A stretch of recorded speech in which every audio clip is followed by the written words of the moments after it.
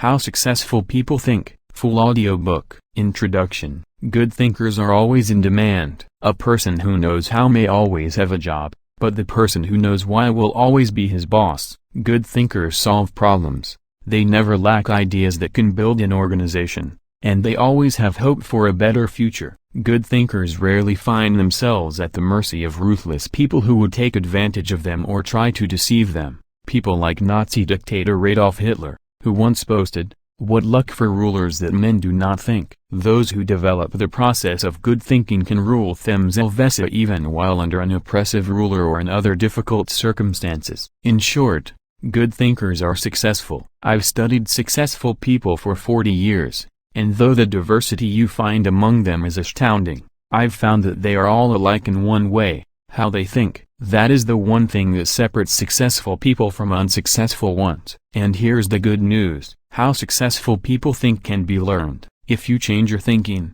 you can change your life. Why you should change your thinking. It's hard to overstate the value of changing your thinking. Good thinking can do many things for you: generate revenue, solve problems, and create opportunities. It can take you to a whole new level personally and professionally. It really can change your life. Consider some things you need to know about changing your thinking.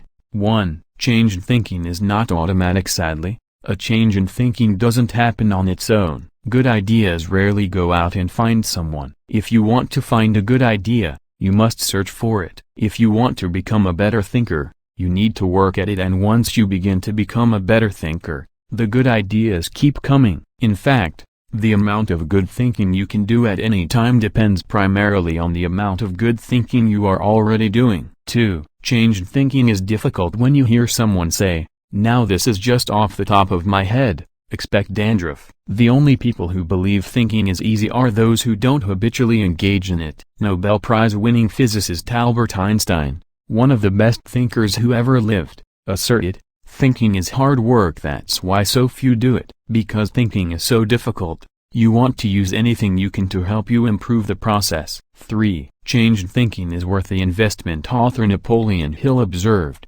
"More gold has been mined from the thoughts of man than has ever been taken from the earth." When you take the time to learn how to change your thinking and become a better thinker, you are investing in yourself. Gold mines tap out, stock markets crash, real estate investments can go sour, but a human mind with the ability to think well is like a diamond mine that never runs out. It's priceless. How to become a better thinker. Do you want to master the process of good thinking? Do you want to be a better thinker tomorrow than you are today? Then you need to engage in an ongoing process that improves your thinking. I recommend you do the following. 1. Expose yourself to good input. Good thinkers always prime the pump of ideas. They always look for things to get the thinking process started, because what you put in always impacts what comes out. Read books, review trade magazines, listen to tapes, and spend time with good thinkers. And when something intrigues you, whether it's someone else's idea or the seed of an idea that you've come up with yourself, keep it in front of you, put it in writing, and keep it somewhere in your favorite thinking place to stimulate your thinking. 2. Expose yourself to good thinkers. Spend time with the right people. As I worked on this section and bounced my ideas off of some key people, so that my thoughts would be stretched, I realized something about myself. All of the people in my life whom I consider to be close friends or colleagues are thinkers. Now, I love all people. I try to be kind to everyone I meet, and I desire to add value to as many people as I can through conferences, books, audio lessons, etc. But the people I seek out and choose to spend time with all challenge me with their thinking and their actions. They are constantly trying to grow and learn. That's true of my wife, Margaret, my close friends, and the executives who run my companies. Every one of them is a good thinker. The writer of Proverbs observed that sharp people sharpen one another, just as iron sharpens iron. If you want to be a sharp thinker, be around sharp people. 3. Choose to think good thoughts. To become a good thinker, you must become intentional about the thinking process. Regularly put yourself in the right place to think, shape, stretch, and lend your thoughts. Make it a priority. Remember, thinking is a discipline. Recently I had breakfast with Dan Cathy, the president of Chick-fil-A, a fast food chain headquartered in the Atlanta area. I told him that I was working on this book and I asked him if he made thinking time a high priority. Not only did he say yes, but he told me about what he calls his thinking schedule. It helps him to fight the hectic pace of life that discourages intentional thinking. Dan says he sets aside time just to think for half a day every 2 weeks, for 1 whole day every month, and for 2 or 3 full days every year. Dan explains, "This helps me keep the main thing, since I am so easily distracted." You may want to do something similar, or you can develop a schedule and method of your own. No matter what you choose to do, go to your thinking place, take paper and pen, and make sure you capture your ideas in writing. 4. Act on your good thoughts. Ideas have a short shelf life. You must act on them before the expiration date. World War I fly-in Sadie Rickenbacker said it all when he remarked, "I can give you a 6-word formula for success. Think things through then follow through." 5. Allow your emotions to create another good thought. To start the thinking process, you cannot rely on your feelings. In Failing Forward, I wrote that you can act your way into feeling long before you can feel your way into action. If you wait until you feel like doing something, you will likely never accomplish it. The same is true for thinking. You cannot wait until you feel like thinking to do it. However, I've found that once you engage in the process of good thinking, you can use your emotions to feed the process and create mental momentum. Try it for yourself. After you go through the disciplined process of thinking and enjoy some success, allow yourself to savor the moment and try writing the mental energy of that success. If you're like me, it's likely to spur additional thoughts and productive ideas. 6. Repeat the process. One good thought does not make a good life. The people who have one good thought and try to ride it for an entire career often end up unhappy or destitute. They are the one-hit wonders, the one-book authors, the one-message speakers, the one-time inventors who spend their life struggling to protect or promote their single idea. Success comes to those who have an entire mountain of gold that they continually mine, not those who find one nugget and try to live on it for 50 years. To become someone who can mine a lot of gold, you need to keep repeating the process of good thinking, putting yourself in the right place to think. Becoming a good thinker isn't overly complicated, it's a discipline. If you do the 6 things I have outlined, you will set yourself up for a lifestyle of better thinking. But what do you do to come up with specific ideas on a day-to-day basis? I want to teach you the process that I've used to discover and develop good thoughts. It's certainly not the only one that works,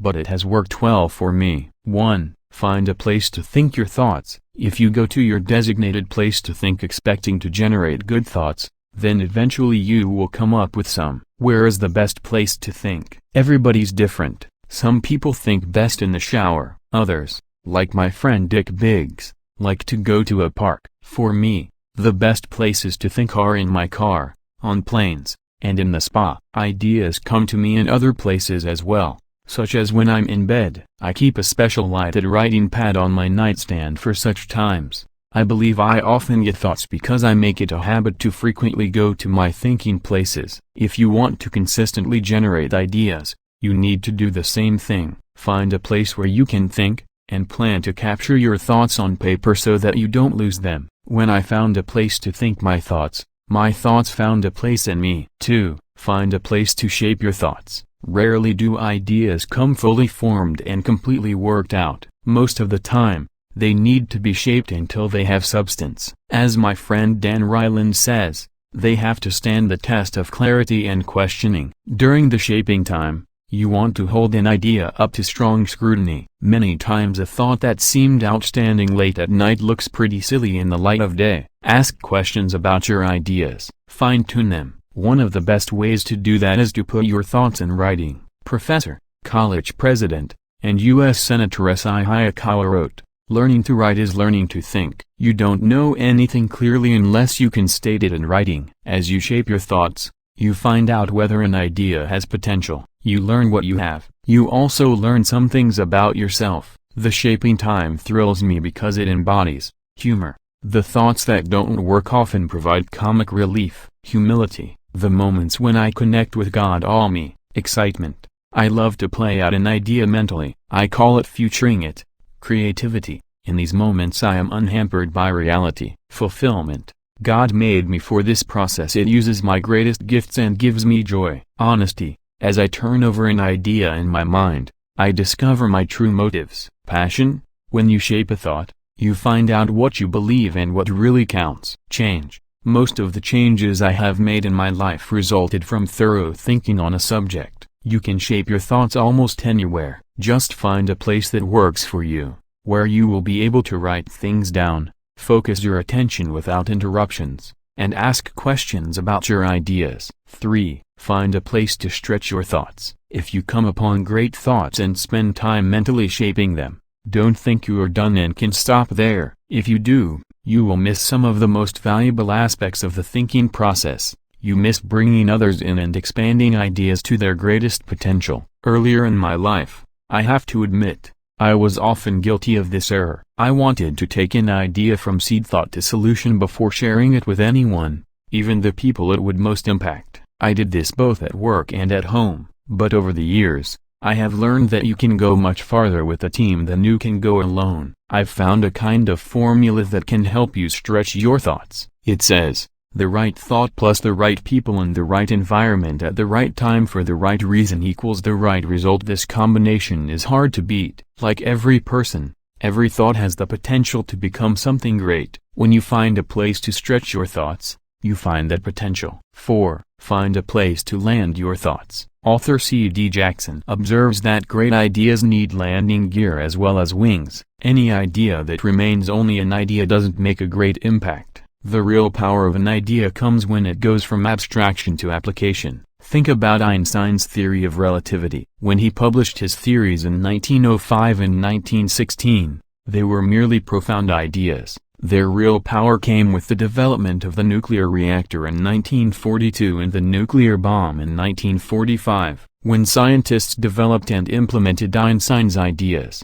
the whole world changed. Likewise, if you want your thoughts to make an impact, you need to land them with others so that they can someday be implemented. As you plan for the application phase of the thinking process, land your ideas first with a broken bar yourself. Landing an idea with yourself will give you integrity. People will buy into an idea only after they buy into the leader who communicates it. Before teaching any lesson, I ask myself 3 questions. Do I believe it? Do I live it? Do I believe others should live it? If I can't answer yes to all 3 questions, then I haven't landed it. Key players. Let's face it, no idea will fly if the influencers don't embrace it. After all, they are the people who carry thoughts from idea to implementation, those most affected. Landing thoughts with the people on the firing line will give you great insight. Those closest to changes that occur as a result of a new idea can give you a reality read. And that's important, because sometimes even when you've diligently completed the process of creating a thought, shaping it, and stretching it with other good thinkers, you can still miss the mark. 5. Find a place to fly your thoughts. French philosopher Henri Louis Bergson, who won the Nobel Prize in Literature in 1927, asserted that a person should think like a man of action and act like a man of thought. What good is thinking if it has no application in real life? Thinking divorced from actions cannot be productive. Learning how to master the process of thinking well leads you to productive thinking. If you can develop the discipline of good thinking and turn it into a lifetime habit, then you will be successful and productive all of your life. Once you've created, shaped, stretched, and landed your thoughts, then flying them can be fun and easy. Portrait of a good thinker. You often hear someone say that a colleague or a friend is a good thinker, but that phrase means something different to everyone. To one person it may mean having a high IQ, while to another it could mean knowing a bunch of trivia or being able to figure out who'd done it when reading a mystery novel. I believe that good thinking, one good thought, does not make a good life. The people who have one good thought and try to ride it for an entire career often end up unhappy or destitute. They are the one-hit wonders, the one-book authors, the one-message speakers, the one-time inventors who spend their life struggling to protect or promote their single idea. Success comes to those who have an entire mountain of gold that they continually mine, not those who find one nugget and try to live on it for 50 years. To become someone who can mine a lot of gold, You need to keep repeating the process of good thinking, putting yourself in the right place to think. Becoming a good thinker isn't overly complicated, it's a discipline. If you do the 6 things I have outlined, you will set yourself up for a lifestyle of better thinking. But what do you do to come up with specific ideas on a day-to-day basis? I want to teach you the process that I've used to discover and develop good thoughts. It's certainly not the only one that works, but it has worked well for me. 1. Find a place to think your thoughts. If you go to your designated place to think expecting to generate good thoughts, then eventually you will come up with some. Where is the best place to think? Everybody's different. Some people think best in the shower. Others, like my friend Dick Biggs, like to go to a park. For me, the best places to think are in my car, on planes, and in the spa. Ideas come to me in other places as well, such as when I'm in bed. I keep a special lighted writing pad on my nightstand for such times. I believe I often get thoughts because I make it a habit to frequently go to my thinking places. If you want to consistently generate ideas, you need to do the same thing. Find a place where you can think, and plan to capture your thoughts on paper so that you don't lose them. When I found a place to think my thoughts found a place in me. 2. Find a place to shape your thoughts. Rarely do ideas come fully formed and completely worked out. Most of the time, they need to be shaped until they have substance. As my friend Dan Ryland says, they have to stand the test of clarity and questioning. During the shaping time, you want to hold an idea up to strong scrutiny. Many times a thought that seemed outstanding late at night looks pretty silly in the light of day. Ask questions about your ideas. Fine-tune them. One of the best ways to do that is to put your thoughts in writing. Professor, college president, and U.S. Senator S.I. Hayakawa wrote, "Learning to write is learning to think." You don't know anything clearly unless you can state it in writing. As you shape your thoughts, you find out whether an idea has potential. You learn what you have. You also learn some things about yourself. The shaping time thrills me because it embodies humor. The thoughts that don't work often provide comic relief. Humility. The moments when I connect with God all me. Excitement. I love to play out an idea mentally. I call it futuring it. Creativity. In these moments I am unhampered by reality. Fulfillment. God made me for this process. It uses my greatest gifts and gives me joy. Honesty. As I turn over an idea in my mind, I discover my true motives. Passion. When you shape a thought, you find out what you believe and what really counts. Change. Most of the changes I have made in my life resulted from thorough thinking on a subject. You can shape your thoughts almost anywhere. Just find a place that works for you, where you will be able to write things down, focus your attention without interruptions, and ask questions about your ideas. 3. Find a place to stretch your thoughts. If you come upon great thoughts and spend time mentally shaping them, don't think you are done and can stop there. If you do, you will miss some of the most valuable aspects of the thinking process. You miss bringing others in and expanding ideas to their greatest potential. Earlier in my life, I have to admit, I was often guilty of this error. I wanted to take an idea from seed thought to solution before sharing it with anyone, even the people it would most impact. I did this both at work and at home, but over the years, I have learned that you can go much farther with a team than you can go alone. I've found a kind of formula that can help you stretch your thoughts. It says, the right thought plus the right people in the right environment at the right time for the right reason equals the right result. This combination is hard to beat. Like every person, every thought has the potential to become something great. When you find a place to stretch your thoughts, you find that potential. 4. Find a place to land your thoughts. Author C.D. Jackson observes that great ideas need landing gear as well as wings. Any idea that remains only an idea doesn't make a great impact. The real power of an idea comes when it goes from abstraction to application. Think about Einstein's theory of relativity. When he published his theories in 1905 and 1916, they were merely profound ideas. Their real power came with the development of the nuclear reactor in 1942 and the nuclear bomb in 1945. When scientists developed and implemented Einstein's ideas, the whole world changed. Likewise, if you want your thoughts to make an impact, you need to land them with others so that they can someday be implemented. As you plan for the application phase of the thinking process, land your ideas first with a broken bar yourself. Landing an idea with yourself will give you integrity. People will buy into an idea only after they buy into the leader who communicates it. Before teaching any lesson, I ask myself 3 questions. Do I believe it? Do I live it? Do I believe others should live it? If I can't answer yes to all 3 questions, then I haven't landed it. Key players. Let's face it, no idea will fly if the influencers don't embrace it. After all, they are the people who carry thoughts from idea to implementation, those most affected. Landing thoughts with the people on the firing line will give you great insight. Those closest to changes that occur as a result of a new idea can give you a reality read. And that's important, because sometimes even when you've diligently completed the process of creating a thought,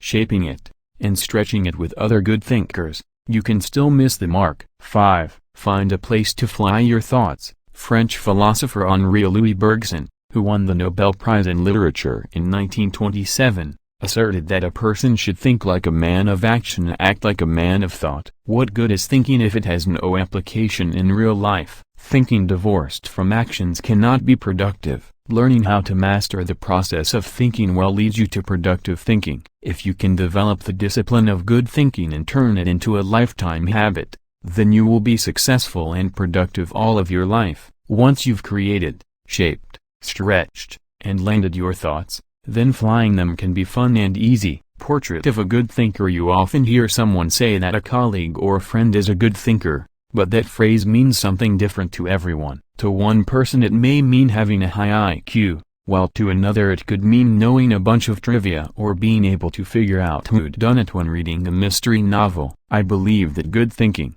Chapter 1. Cultivate big picture thinking. Where success is concerned, people are not measured in inches, or pounds, or college degrees, or family background. They are measured by the size of their thinking. A. David Schwartz. Big picture thinking can benefit any person in any profession. When somebody like Jack Welch tells a gym employee that the ongoing relationship with the customer is more important than the sale of an individual product, he's reminding them of the big picture. When 2 parents are fed up with potty training, poor grades, or fender benders, and one reminds the other that the current difficult time is only a temporary season, then they benefit from thinking big picture. Real estate developer Donald Trump quipped, "You have to think anyway, so why not think big?" Big picture thinking brings wholeness and maturity to a person's thinking. It brings perspective. It's like making the frame of a picture bigger, in the process expanding not only what you can see, but what you are able to do. Spend time with big picture thinkers, and you will find that they learn continually. Big picture thinkers are never satisfied with what they already know. They are always visiting new places, reading new books, meeting new people, learning new skills. And because of that practice, they often are able to connect the unconnected. They are lifelong learners. To help me maintain a learner's attitude, I spend a few moments every morning thinking about my learning opportunities for the day. As I review my calendar and to-do list and knowing whom I will meet that day, what I will read, which meetings I will attend, I note where I am most likely to learn something. Then I mentally cue myself to look attentively for something that will improve me in that situation. If you desire to keep learning, I want to encourage you to examine your day and look for opportunities to learn. Listen intentionally. An excellent way to broaden your experience is to listen to someone who has expertise in an area where you don't. I search for such opportunities. One year one spoke to about 900 coaches and scouts at the Senior Bowl, where graduating football players participate in their last college game. I had the opportunity, along with my son-in-law, Steve Miller, to have dinner with NFL head coaches Dave Wannstedt and Butch Davis. It's not often that you get such an opportunity, so I asked them questions about teamwork and spent a lot of time listening to them. At the end of the evening, as Steve and I were walking to our car, he said to me, "John, I bet you asked those coaches 100 questions tonight." "If I'm going to learn and grow," I replied, "I must know what questions to ask and know how to apply the answers to my life." Listening has taught me a lot more than talking. When you meet with people, it's good to have an agenda so that you can learn. It's a great way to partner with people who can do things you can't. Big picture thinkers recognize that they don't know lots of things. They frequently ask penetrating questions to enlarge their understanding and thinking. If you want to become a better big picture thinker, Then become a good listener. Look expansively. Writer Henry David Thoreau wrote,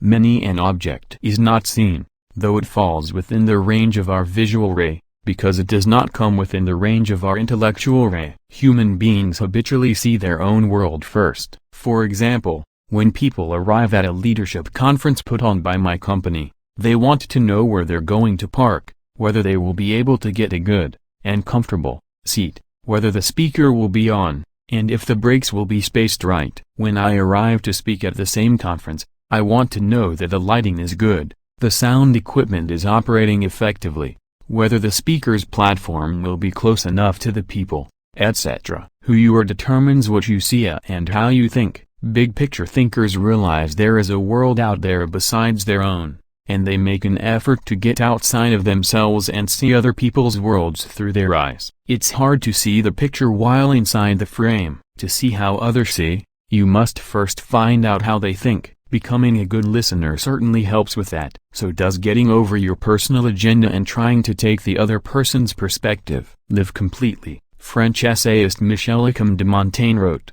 "The value of life lies not in the length of days, but in the use we make of them. A man may live long yet live very little." The truth is that you can spend your life any way you want, but you can spend it only once. Becoming a big picture thinker can help you to live with wholeness, to live a very fulfilling life. People who see the big picture expand their experience because they expand their world. As a result, they accomplish more than narrow-minded people, and they experience fewer unwanted surprises, too, because they are more likely to see the many components involved in any given situation: issues, people, relationships, timing, and values. They are also, therefore, usually more tolerant of other people and their thinking.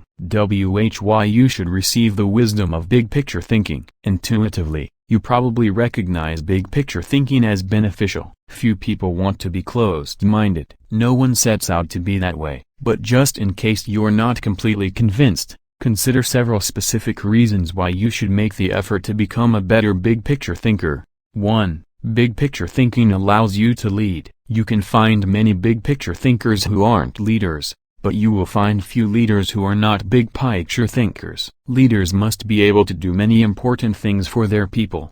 See the vision before their people do. They also see more of it. This allows them to a broken bar. Size up situations, taking into account many variables. Leaders who see the big picture discern possibilities as well as problems to form a foundation to build a vision. Once leaders have done that, they can a broken bar, sketch a picture of where the team is going, including any potential challenges or obstacles. The goal of leaders shouldn't be merely to make their people feel good, but to help them be good and accomplish the dream. The vision, shown accurately, will allow leaders to a broken bar, show how the future connects with the past to make the journey more meaningful. When leaders recognize this need for connection and bridge it, then they can a broken bar seize the moment when the timing is right. In leadership, when to move is as important as what you do. As Winston Churchill said, there comes a special moment in everyone's life, a moment for which that person was born. A broken bar. When he sees his eye to broken bar, it is his finest hour. Whether building roads, planning a trip, or moving in leadership, big picture thinking allows you to enjoy more success. People who are constantly looking at the whole picture have the best chance of succeeding in any endeavor. 2. Big picture thinking keeps you on target. Thomas Fuller, chaplain to Charles II of England, observed, "He that is everywhere is nowhere." To get things done, you need focus. However, to get the right things done, you also need to consider the big picture. Only by putting your daily activities in the context of the big picture will you be able to stay on target. As Alvin Toffler says, you've got to think about big things while you're doing small things, so that all the small things go in the right direction. 3. Big picture thinking allows you to see what others see. One of the most important skills you can develop in human relations is the ability to see things from the other person's point of view. It's one of the keys to working with clients, satisfying customers, maintaining a marriage, rearing children, helping those who are less fortunate, etc. All human interactions are enhanced by the ability to put yourself in another person's shoes. How? Look beyond yourself, your own interests, and your own world. When you work to consider an issue from every possible angle, Examine it in the light of another's history, discover the interests and concerns of others, and try to set aside your own agenda. You begin to see what others see, and that is a powerful thing. 4. Big picture thinking promotes teamwork. If you participate in any kind of team activity, then you know how important it is that team members see the whole picture, not just their own part. Anytime a person doesn't know how his work fits with that of his teammates, then the whole team is in trouble. The better the grasp team members have of the big picture, the greater their potential to work together as a team. 5. Big picture thinking keeps you from being caught up in the mundane. Let's face it, some aspects of everyday life are absolutely necessary but thoroughly uninteresting. Big picture thinkers don't let the grind get to them, because they don't lose sight of the all-important overview. They know that the person who forgets the ultimate is a slave to the immediate. 6. Big picture thinking helps you to chart uncharted territory. Have you ever heard the expression, "We'll cross that bridge when we come to it"? That phrase undoubtedly was coined by someone who had trouble seeing the big picture. The world was built by people who crossed bridges in their minds long before anyone else did. The only way to break new ground or move into uncharted territory is to look beyond the immediate and see the big picture. How to acquire the wisdom of big picture thinking? If you desire to seize new opportunities and open new horizons, then you need to add big picture thinking to your abilities. To become a good thinker better able to see the big picture, keep in mind the following suggestions. 1. Don't strive for certainty. Big picture thinkers are comfortable with ambiguity. They don't try to force every observation or piece of data into pre-formulated mental cubby holes. They think broadly and can juggle many seemingly contradictory thoughts in their minds. If you want to cultivate the ability to think big picture, then you must get used to embracing and dealing with complex and diverse ideas. 2. Learn from every experience. Big picture thinkers broaden their outlook by striving to learn from every experience. They don't rest on their successes, they learn from them. More importantly, they learn from their failures. They can do that because they remain teachable. Varied experiences, both positive and negative, help you see the big picture. The greater the variety of experience and success, the more potential to learn you have. If you desire to be a big picture thinker, then get out there and try a lot of things, take a lot of chances, and take time to learn after every victory or defeat. 3. Gain insight from a variety of people. Big picture thinkers learn from their experiences, but they also learn from experiences they don't have. That is, they learn by receiving insight from others, from customers,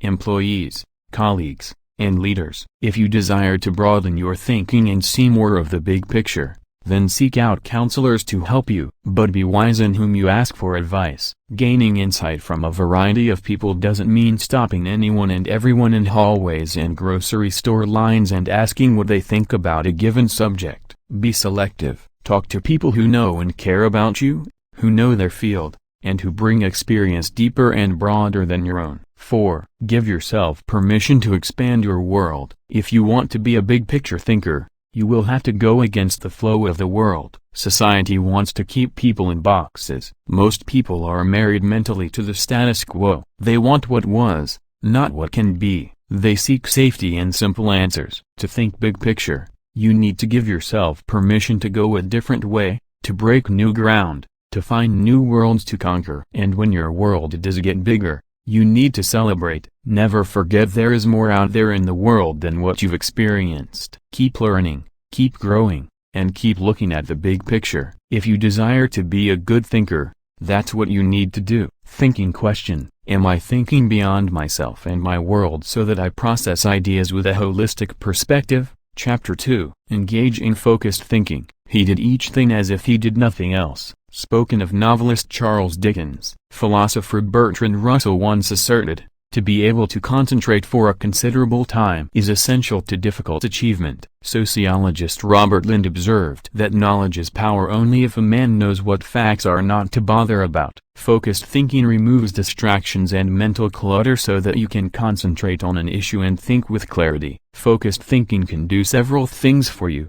1. Focused thinking harnesses energy toward a desired goal. Focus can bring energy and power to almost anything, whether physical or mental. If you're learning how to pitch a baseball and you want to develop a good curveball, Then focused thinking while practicing will improve your technique. If you need to refine the manufacturing process of your product, focused thinking will help you develop the best method. If you want to solve a difficult mathematics problem, focused thinking helps you break through to the solution. The greater the difficulty of a problem or issue, the more focused thinking time is necessary to solve it. 2. Focused thinking gives ideas time to develop. I love to discover and develop ideas. I often bring my creative team together for brainstorming and creative thinking. When we first get together, we try to be exhaustive in our thinking in order to generate as many ideas as possible. The birthing of a potential breakthrough often results from sharing many good ideas. But to take ideas to the next level,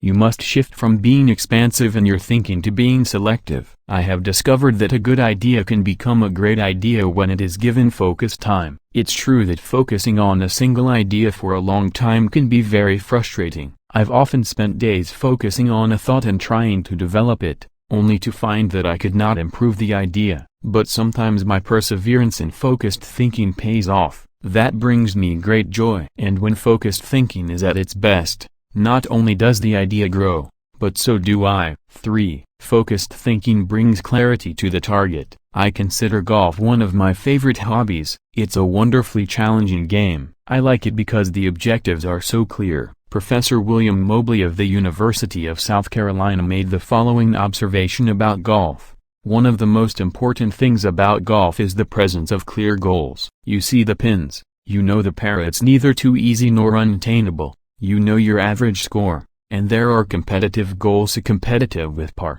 with yourself and others. These goals give you something to shoot at. In work, as in golf, goals motivate. One time on the golf course, I followed a golfer who neglected to put the pin back in the hole after he putted. Because I could not see my target, I couldn't focus properly. My focus quickly turned to frustration and to poor play. To be a good golfer, a person needs to focus on a clear target. The same is true in thinking. Focus helps you to know the goal and to achieve it. 4. Focused thinking will take you to the next level. No one achieves greatness by becoming a generalist. You don't hone a skill by diluting your attention to its development. The only way to get to the next level is to focus. No matter whether your goal is to increase your level of play, sharpen your business plan, improve your bottom line, develop your subordinates, or solve personal problems, you need to focus. Author Harry A. Overstreet observed, "The immature mind hops from one thing to another. The mature mind seeks to follow through." Where should you focus your thinking? Does every area of your life deserve dedicated,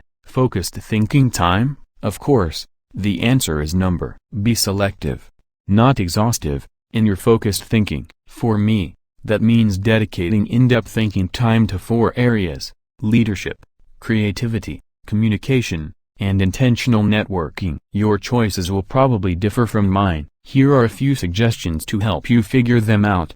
Identify your priorities. First, take into account your priorities for yourself, your family, and your team. Author, consultant, and award-winning thinker Edward de Bono quipped, "A conclusion is the place where you get tired of thinking." Unfortunately, many people land on priorities based on where they run out of steam. You certainly don't want to do that, nor do you want to let others set your agenda. There are many ways to determine priorities. If you know yourself well, begin by focusing on your strengths, the things that make best use of your skills and God-given talents. You might also focus on what brings the highest return and reward. Do what you enjoy most and do best. You could use the 80-20 rule. Give 80% of your effort to the top 20%, most important, activities. Another way is to focus on exceptional opportunities that promise a huge return. It comes down to this: give your attention to the areas that bear fruit. Discover your gifts. Not all people are self-aware and have a good handle on their own skills, gifts, and talents. They are a little like the comic strip character Charlie Brown. One day after striking out in a baseball game, he says, "Rats, I'll never be a big league player. I just don't have it. All my life I've dreamed of playing in the big leagues, but I'll never make it." To which Lucy replies, "Charlie Brown, you're thinking too far ahead. What you need to do is set more immediate goals for yourself." For a moment, Charlie Brown sees a ray of hope. Immediate goals? he says. Yes, answers Lucy. Start with the next inning. When you go out to pitch, see if you can walk out to the mound without falling down. I've met many individuals who grew up in a household full of Lucy's. They received little encouragement or affirmation, and as a result seem at a loss for direction. If you have that kind of background, you need to work extra hard to figure out what your gifts are. Take a personality profile such as DISC or Myers-Briggs. Interview positive friends and family members to see where they think you shine. Spend some time reflecting on past successes. If you're going to focus your thinking in your areas of strength, you need to know what they are. Develop your dream. If you want to achieve great things, you need to have a great dream. If you're not sure of your dream, use your focused thinking time to help you discover it. If your thinking has returned to a particular area time after time, you may be able to discover your dream there. Give it more focused time and see what happens. Once you find your dream, move forward without second guessing. Take the advice of Satchel Paige. Don't look back as something might be gaining on you. The younger you are, the more likely you will give your attention to many things. That's good because if you're young you're still getting to know yourself, your strengths and weaknesses. If you focus your thinking on only one thing and your aspirations change, then you've wasted your best mental energy. As you get older and more experienced, the need to focus becomes more critical. The farther and higher you go, the more focused you can be and need to be. How can you stay focused? Once you have a handle on what you should think about, you must decide how to better focus on it. Here are 5 suggestions to help you with the process. 1. Remove distractions. Removing distractions is no small matter in our current culture, but it's critical. How do you do it? First, by maintaining the discipline of practicing your priorities. Don't do easy things first or hard things first or urgent things first. Do first things first, the activities that give you the highest return. In that way, you keep the distractions to a minimum. Second, insulate yourself from distractions. I've found that I need blocks of time to think without interruptions. I've mastered the art of making myself unavailable when necessary and going off to my thinking place so that I can work without interruptions. Because of my responsibilities as founder of 3 companies, however, I am always aware of the tension between my need to remain accessible to others as a leader and my need to withdraw from them to think. The best way to resolve the tension is to understand the value of both activities. Walking slowly through the crowd allows me to connect with people and know their needs. Withdrawing from the crowd allows me to think of ways to add value to them. My advice to you is to place value on and give attention to both. If you naturally withdraw, then make sure to get out among people more often. If you're always on the go and rarely withdraw for thinking time, then remove yourself periodically so that you can unleash the potential of focused thinking, and wherever you area a broken bar, be there. 2. Make time for focused thinking. Once you have a place to think, you need the time to think. Because of the fast pace of our culture, people tend to multitask, but that's not always a good idea. Switching from task to task can cost you up to 40% efficiency. According to researchers, if you're trying to accomplish many things at the same time, you'll get more done by focusing on one task at a time, not by switching constantly from one task to another. 2 years ago I realized that my best thinking time occurs in the morning. Whenever possible, I reserve my mornings for thinking and writing. One way to gain time for focused thinking is to impose upon yourself a rule that one company implemented. Don't allow yourself to look at email until after 10 a.m. Instead, focus your energies on your number 1 priority. Put non-productive time wasters on hold so that you can create thinking time for yourself. 3. Keep items of focus before you. Ralph Waldo Emerson, the great transcendental thinker, believed, concentration is the secret of strength in politics, in war, in trade, in short in all management of human affairs. To help me concentrate on the things that matter, I work to keep important items before me. One way is to ask my assistant, Linda Eggers, to keep bringing it up, asking me about it, giving me additional information in reference to it. I'll also keep a file or a page on my desk so that I see it every day as I work. That strategy has successfully helped me for 30 years to stimulate and sharpen ideas. If you've never done it, I recommend that you try it. I'll tell you more about it in the section on reflective thinking. 4. Set goals. I believe goals are important. The mind will not focus until it has clear objectives. But the purpose of goals is to focus your attention and give you direction, not to identify a final destination. As you think about your goals, note that they should be clear enough to be kept in focus, close enough to be achieved, helpful enough to change lives. Those guidelines will get you going, and be sure to write down your goals. If they're not written, I can almost guarantee that they're not focused enough. And if you really want to make sure they're focused, take the advice of David Belasco, who says, "If you can't write your idea on the back of my business card, you don't have a clear idea." Even if you look back years from now and think your goals were too small, they will have served their purpose if they provide you with direction. 5. Question your progress. Take a good look at yourself from time to time to see whether you are actually making progress. That is the most accurate measure of whether you are making the best use of focused thinking. Ask yourself, am I seeing a return for my investment of focused thinking time? Is what I am doing getting me closer to my goals? Am I headed in a direction that helps me to fulfill my commitments, maintain my priorities, and realize my dreams? What are you giving up to go up? No one can go to the highest level and remain a generalist. My dad used to say, find the one thing you do well and don't do anything else. I've found that to do well at a few things, I have had to give up many things. As I worked on this chapter, I spent some time reflecting on the kinds of things I've given up. Here are the main ones.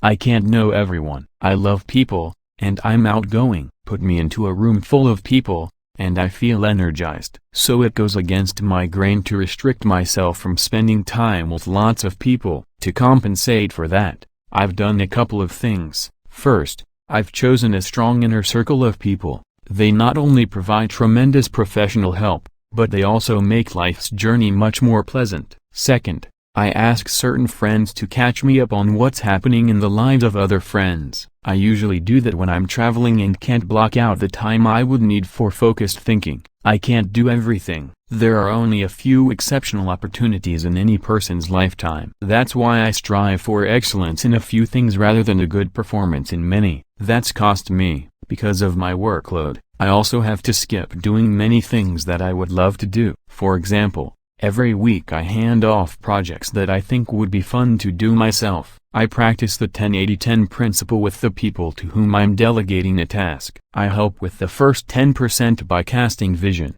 laying down parameters, providing resources, and giving encouragement. Then once they've done the middle 80%, I come alongside them again and help them take whatever it is the rest of the way, if I can. I call it putting the cherry on top. I can't go everywhere. Every conference speaker and author has to travel a lot. Before I began doing much speaking, that seemed like a glamorous life. But after logging several million miles, I know what kind of a toll it can take. Ironically, I still love traveling for pleasure with my wife, Margaret. It's one of our great joys. She and I could take 10 vacations a year and enjoy every one of them, yet we can't, because so much of my time is consumed doing what I was called to do. Help people to grow personally and to develop as leaders. I can't be well-rounded. Being focused also keeps me from being well-rounded. I tell people, 99% of everything in life I don't need to know about. I try to focus on the 1% that gives the highest return. And of the remaining 99,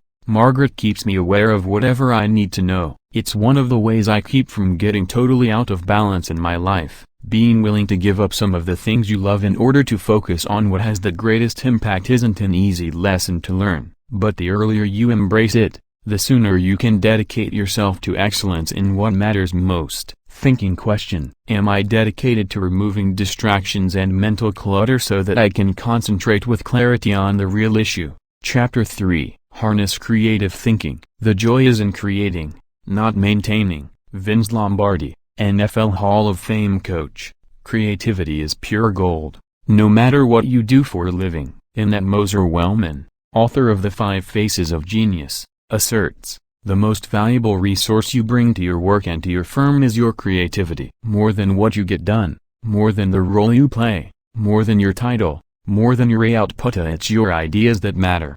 3. Despite the importance of a person's ability to think with creativity, Few people seem to possess the skill in abundance. If you're not as creative as you would like to be, you can change your way of thinking. Creative thinking isn't necessarily original thinking. In fact, I think people mythologize original thought. Most often, creative thinking is a composite of other thoughts discovered along the way. Even the great artists, whom we consider highly original, learned from their masters, modeled their work on that of others, and brought together a host of ideas and styles to create their own work. Study art, and you will see threads that run through the work of all artists and artistic movements, connecting them to other artists who went before them. Characteristics of creative thinkers. Perhaps you're not even sure what I mean when I ask whether you are a creative thinker. Consider some characteristics that creative thinkers have in common. Creative thinkers value ideas. In that Moser Wellman observes, highly creative people are dedicated to ideas. They don't rely on their talent alone, they rely on their discipline. Their imagination is like a second skin. They know how to manipulate it to its fullest. For creativity is about having ideas, lots of them. You will have ideas only if you value ideas. Creative thinkers explore options. I've yet to meet a creative thinker who didn't love options. Exploring a multitude of possibilities helps to stimulate the imagination, and imagination is crucial to creativity. As Albert Einstein put it, imagination is more important than knowledge. People who know me well will tell you that I place a very high value on options. Why? Because they provide the key to finding the best answer, not the only answer. Good thinkers come up with the best answers. They create backup plans that provide them with alternatives. They enjoy freedom that others do not possess, and they will influence and lead others. Creative thinkers embrace ambiguity. Writer Rachel Mencken said, "It is the dull man who is always sure, and the sure man who is always dull." Creative people don't feel the need to stamp out uncertainty. They see all kinds of inconsistencies and gaps in life, and they often take delight in exploring those gaps or in using their imagination to fill them in. Creative thinkers celebrate the offbeat. Creativity, by its very nature, often explores off of the beaten path and goes against the grain. Diplomat and longtime president of Yale University Kingman Brewster said, "There is a correlation between the creative and the screwball. So we must suffer the screwball gladly, to foster creativity in yourself or others. Be willing to tolerate a little oddness." Creative thinkers connect the unconnected, because creativity utilizes the ideas of others. There's great value in being able to connect one idea to another, especially to seemingly unrelated ideas. Graphic designer Tim Hansen says, "Creativity is especially expressed in the ability to make connections, to make associations, to turn things around and express them in a new way." Creating additional thoughts is like taking a trip in your car. You may know where you are going, but only as you move towards your destination can you see and experience things in a way not possible before you started. Creative thinking works something like this. Think_collect_create_correct_connect. Once you begin to think, you are free to collect. You ask yourself, what material relates to this thought? Once you have the material, you ask, what ideas can make the thought better? That can start to take an idea to the next level. After that, you can correct or refine it by asking, what changes can make these ideas better? Finally, you connect the ideas by positioning them in the right context to make the thought complete and powerful. Creative thinkers don't fear failure. Creativity demands the ability to be unafraid of failure because creativity equals failure. You may be surprised to hear such a statement, but it's true. Charles Frankel asserts that anxiety is the essential condition of intellectual and artistic creation. Creativity requires a willingness to look stupid. It means getting out on a limb but knowing that the limb often breaks. Creative people know these things and still keep searching for new ideas. They just don't let the ideas that don't work prevent them from coming up with more ideas that do work. Why you should discover the joy of creative thinking. Creativity can improve a person's quality of life. Here are 5 specific things creative thinking has the potential to do for you. 1. Creative thinking adds value to everything. Wouldn't you enjoy a limitless reservoir of ideas that you could draw upon at any time? That's what creative thinking gives you. For that reason, no matter what you are currently able to do, creativity can increase your capabilities. Creativity is being able to see what everybody else has seen and think what nobody else has thought so that you can do what nobody else has done. Sometimes creative thinking lies along the lines of invention, where you break new ground. Other times it moves along the lines of innovation, which helps you to do old things in a new way. But either way, it's seeing the world through sufficiently new eyes so that new solutions appear. That always adds value. 2. Creative thinking compounds. Over the years, I've found that creative thinking is hard work, but creative thinking compounds given enough time and focus, perhaps more than any other kind of thinking. Creative thinking builds on itself and increases the creativity of the thinker. Poet Maya Angelou observed, "You can't use up creativity. The more you use, the more you have." Sadly, too often creativity is smothered rather than nurtured. There has to be a climate in which new ways of thinking, perceiving, questioning are encouraged. If you cultivate creative thinking in an environment that nurtures creativity, there's no telling what kind of ideas you can come up with. I'll talk more on that later. 3. Creative thinking draws people to you and your ideas. Creativity is intelligence having fun. People admire intelligence, and they are always attracted to fun, so the combination is fantastic. If anyone could be said to have fun with his intelligence, it was Leonardo da Vinci. The diversity of his ideas and expertise staggers the mind. He was a painter, architect, sculptor, anatomist, musician, inventor, and engineer. The term Renaissance man was coined because of him. Just as people were drawn to da Vinci and his ideas during the Renaissance, they are drawn to creative people today. If you cultivate creativity, you will become more attractive to other people, and they will be drawn to you. 4. Creative thinking helps you learn more. Author and creativity expert Ernie Zielinski says, "Creativity is the joy of not knowing it all." The joy of not knowing it all refers to the realization that we seldom if ever have all the answers. We always have the ability to generate more solutions to just about any problem. Being creative is being able to see or imagine a great deal of opportunity to life's problems. Creativity is having options. It almost seems too obvious to say, but if you are always actively seeking new ideas, you will learn. Creativity is teachability. It's seeing more solutions than problems. And the greater the quantity of thoughts, the greater the chance for learning something new. 5. Creative thinking challenges the status quo. If you desire to improve your world or even your own situation, then creativity will help you. The status quo and creativity are incompatible.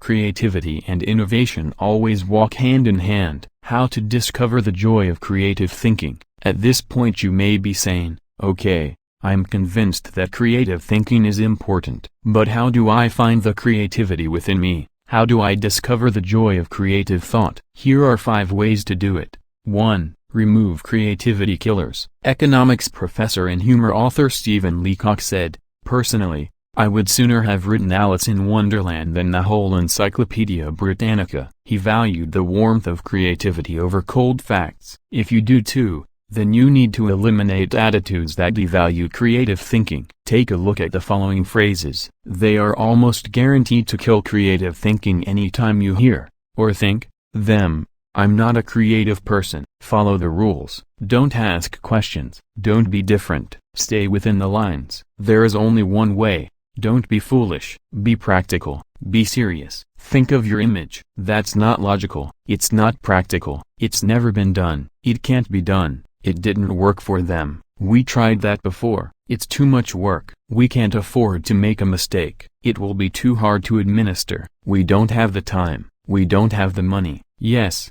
boot a broken bar. Play is frivolous. Failure is final. If you think you have a great idea, don't let anyone talk you out of it even if it sounds foolish. Don't let yourself or anyone else subject you to creativity killers. After all, you can't do something new and exciting if you force yourself to stay in the same old rut. Don't just work harder at the same old thing. Make a change. 2. Think creatively by asking the right questions. Creativity is largely a matter of asking the right questions. Management trainer Sir Anthony J. said, "The uncreative mind can spot wrong answers, but it takes a creative mind to spot wrong questions." Wrong questions shut down the process of creative thinking. They direct thinkers down the same old path, or they chide them into believing that thinking isn't necessary at all. To stimulate creative thinking, ask yourself questions such as a broken bar. Why must it be done this way? What is the root problem? What are the underlying issues? What does this remind me of? What is the opposite? What metaphor or symbol helps to explain it? Why is it important? What's the hardest or most expensive way to do it? Who has a different perspective on this? What happens if we don't do it at all? You get the idea, and you can probably come up with better questions yourself. Physicist Tom Hershfield observed, if you don't ask, why this? Often enough, somebody will ask, why you? If you want to think creatively, you must ask good questions. You must challenge the process. 3. Develop a creative environment. Charlie Brower said, a new idea is delicate. It can be killed by a sneer or a yawn. It can be stabbed to death by a quip and worried to death by a frown on the right man's brow. Negative environments kill thousands of great ideas every minute. A creative environment, on the other hand, becomes like a greenhouse where ideas get seeded, sprout up, and flourish. A creative environment encourages creativity. David Hill says, studies of creativity suggest that the biggest single variable of whether or not employees will be creative is whether they perceive they have permission. When innovation and good thinking are openly encouraged and rewarded, then people see that they have permission to be creative. Places a high value on trust among team members and individuality. Creativity always risks failure. That's why trust is so important to creative people. In the creative process, trust comes from people working together, from knowing that people on the team have experience launching successful, creative ideas, and from the assurance that creative ideas won't go to waste, because they will be implemented. Embraces those who are creative. Creative people celebrate the offbeat. How should creative people be treated?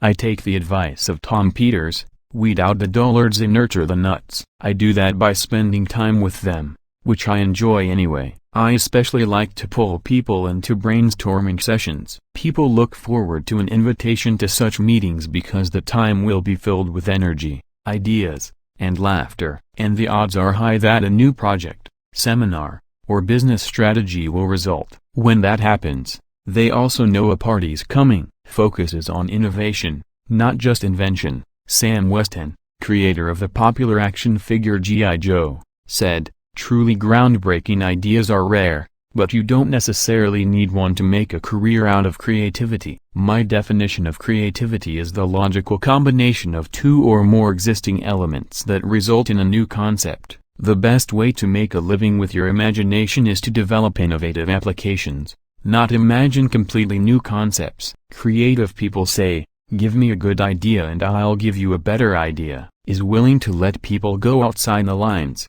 Most people automatically stay within lines, even if those lines have been arbitrarily drawn or are terribly out of date. Remember, most limitations we face are not imposed on us by others, we place them on ourselves. Lack of creativity often falls into that category. If you want to be more creative, challenge boundaries. Inventor Charles Kettering said, all human development, no matter what form it takes, must be outside the rules, otherwise, we would never have anything new. A creative environment takes that into account, appreciates the power of a dream. A creative environment promotes the freedom of a dream. A creative environment encourages the use of a blank sheet of paper and the question, if we could draw a picture of what we want to accomplish, what would that look like? A creative environment allowed Martin Luther King, Jr., to speak with passion and declare to millions, I have a dream, not I have a goal. Goals may give focus, but dreams give power.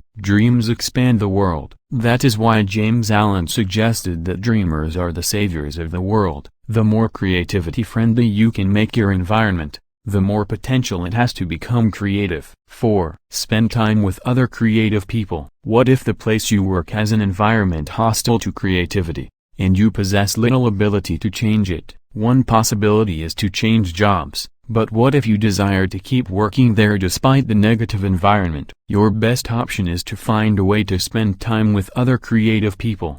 Creativity is contagious. Have you ever noticed what happens during a good brainstorming session? One person throws out an idea, another person uses it as a springboard to discover another idea, someone else takes it in yet another, even better direction. Then somebody grabs hold of it and takes it to a whole new level. The interplay of ideas can be electric. I have a strong group of creative individuals in my life. I make sure to spend regular time with them. When I leave them, I always feel energized. I'm full of ideas, and I see things differently. They truly are indispensable to my life.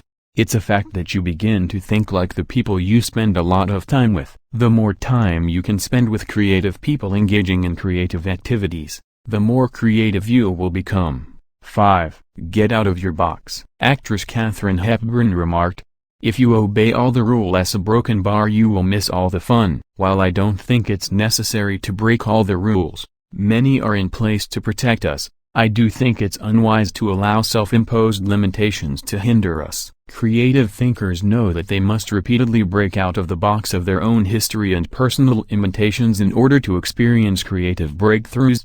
The most effective way to help yourself get out of the box is to expose yourself to new paradigms. One way you can do that is by traveling to new places. Explore other cultures, countries, and traditions. Find out how people very different from you live and think. Another is to read on new subjects. I'm naturally curious and love to learn, but I still have a tendency to read books only on my favorite subjects, such as leadership. I sometimes have to force myself to read books that broaden my thinking, because I know it's worth it. If you want to break out of your own box, get into somebody else's. Read broadly. Many people mistakenly believe that if individuals aren't born with creativity, they will never be creative. But you can see from the many strategies and examples I've given that creativity can be cultivated in the right supportive environment. Thinking question: am I working to break out of my box of limitations so that I explore ideas and options to experience creative breakthroughs? Chapter 4. Employ realistic thinking. The first responsibility of a leader is to define reality. Max Dupree, Chairman Emeritus of Herman Miller, Incorporated. As anyone knows who's been out of school for a few years, there's usually a huge gap between a college education and the reality of the working world. Honestly, early in my career, I went out of my way to avoid too much realistic thinking because I thought it would interfere with my creative thinking. But as I've grown, I've come to realize that realistic thinking adds to my life. Reality check. Reality is the difference between what we wish for and what is. It took some time for me to evolve into a realistic thinker. The process went in phases. First, I did not engage in realistic thinking at all. After a while, I realized that it was necessary, so I began to engage in it occasionally. But I didn't like it because I thought it was too negative, and any time I could delegate it, I did. Eventually, I found that I had to engage in realistic thinking if I was going to solve problems and learn from my mistakes. And in time, I became willing to think realistically before I got in trouble and make it a continual part of my life. Today, I encourage my key leaders to think realistically. We make realistic thinking the foundation of our business because we derive certainty and security from it. Why you should recognize the importance of realistic thinking. If you're a naturally optimistic person, as I am, you may not possess great desire to become a more realistic thinker. But cultivating the ability to be realistic in your thinking will not undermine your faith in people, nor will it lessen your ability to see and seize opportunities. Instead, it will add value to you in other ways. 1. Realistic thinking minimizes downside risk. Actions always have consequences. Realistic thinking helps you to determine what those consequences could be. And that's crucial, because only by recognizing and considering consequences can you plan for them. If you plan for the worst-case scenario, you can minimize the downside risk. 2. Realistic thinking gives you a target and game plan. I've known business people who were not realistic thinkers. Here's the good news. They were very positive and had a high degree of hope for their business. Here's the bad news. Hope is not a strategy. Realistic thinking leads to excellence in leadership and management because it requires people to face reality. They begin to define their target and develop a game plan to hit it. When people engage in realistic thinking, they also begin to simplify practices and procedures, which results in better efficiency. Truthfully, in business only a few decisions are important. Realistic thinkers understand the difference between the important decisions and those that are merely necessary in the normal course of business. The decisions that matter relate directly to your purpose. James Allen was right when he wrote, Until thought is linked with purpose, there is no intelligent accomplishment. 3. Realistic thinking is a catalyst for change. People who rely on hope for their success rarely make change a high priority. If you have only hope, you imply that achievement and success are out of your hands. It's a matter of luck or chance. Why bother changing? Realistic thinking can dispel that kind of wrong attitude. There's nothing like staring reality in the face to make a person recognize the need for change. Change alone doesn't bring growth, but you cannot have growth without change. 4. Realistic thinking provides security. Anytime you have thought through the worst that can happen and you have developed contingency plans to meet it,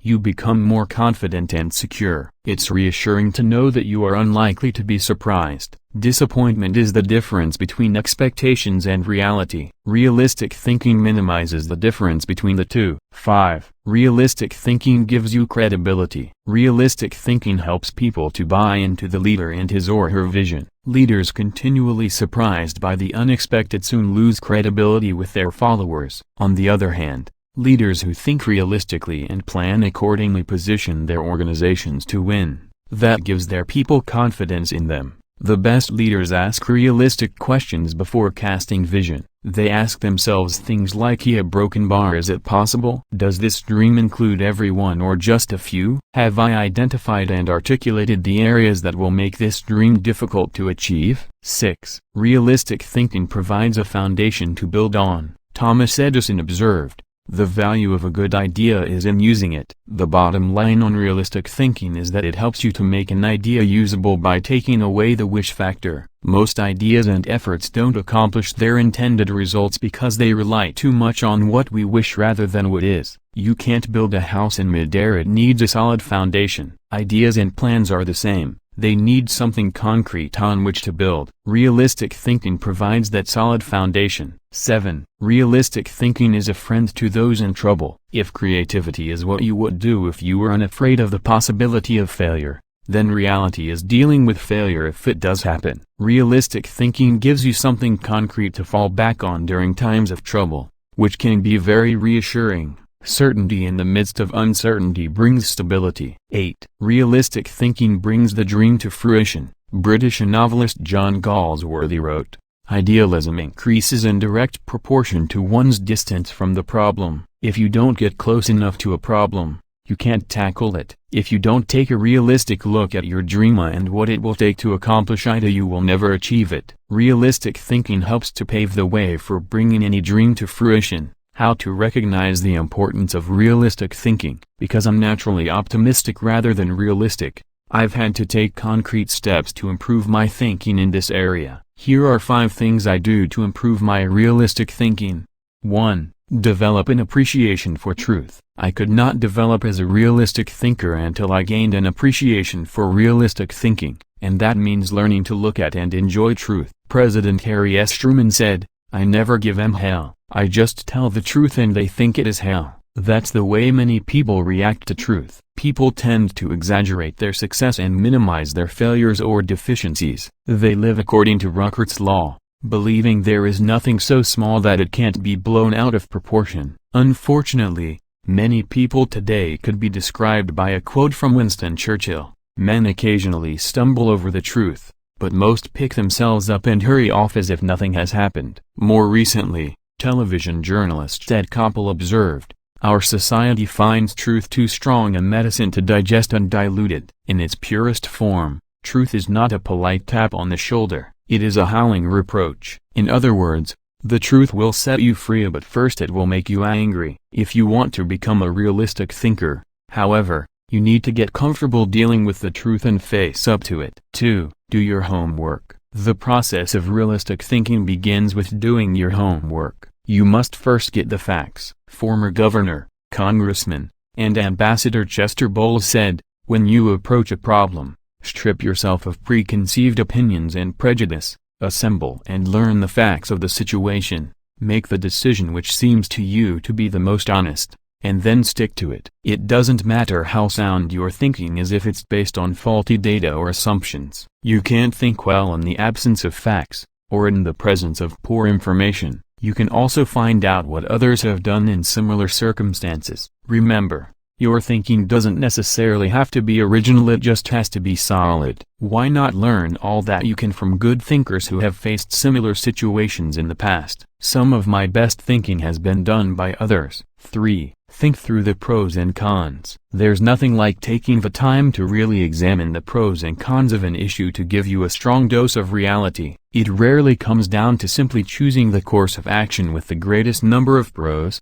because all pros and cons do not carry equal weight. But that's not the value of the exercise, anyway. Rather, it helps you to dig into the facts, examine an issue from many angles, and really count the cost of a possible course of action. 4. Picture the worst-case scenario. The essence of realistic thinking is discovering, picturing, and examining the worst-case scenario. Ask yourself questions such as, what if sales fall short of projections? What if revenue hits rock bottom? Not an optimist's rock bottom, but real rock bottom. What if we don't win the account? What if the client doesn't pay us? What if we have to do the job short-handed? What if our best player gets sick? What if all the colleges reject my application? What if the market goes belly up? What if the volunteers quit? What if nobody shows up? You get the idea. The point is that you need to think about worst-case possibilities, whether you are running a business, leading a department,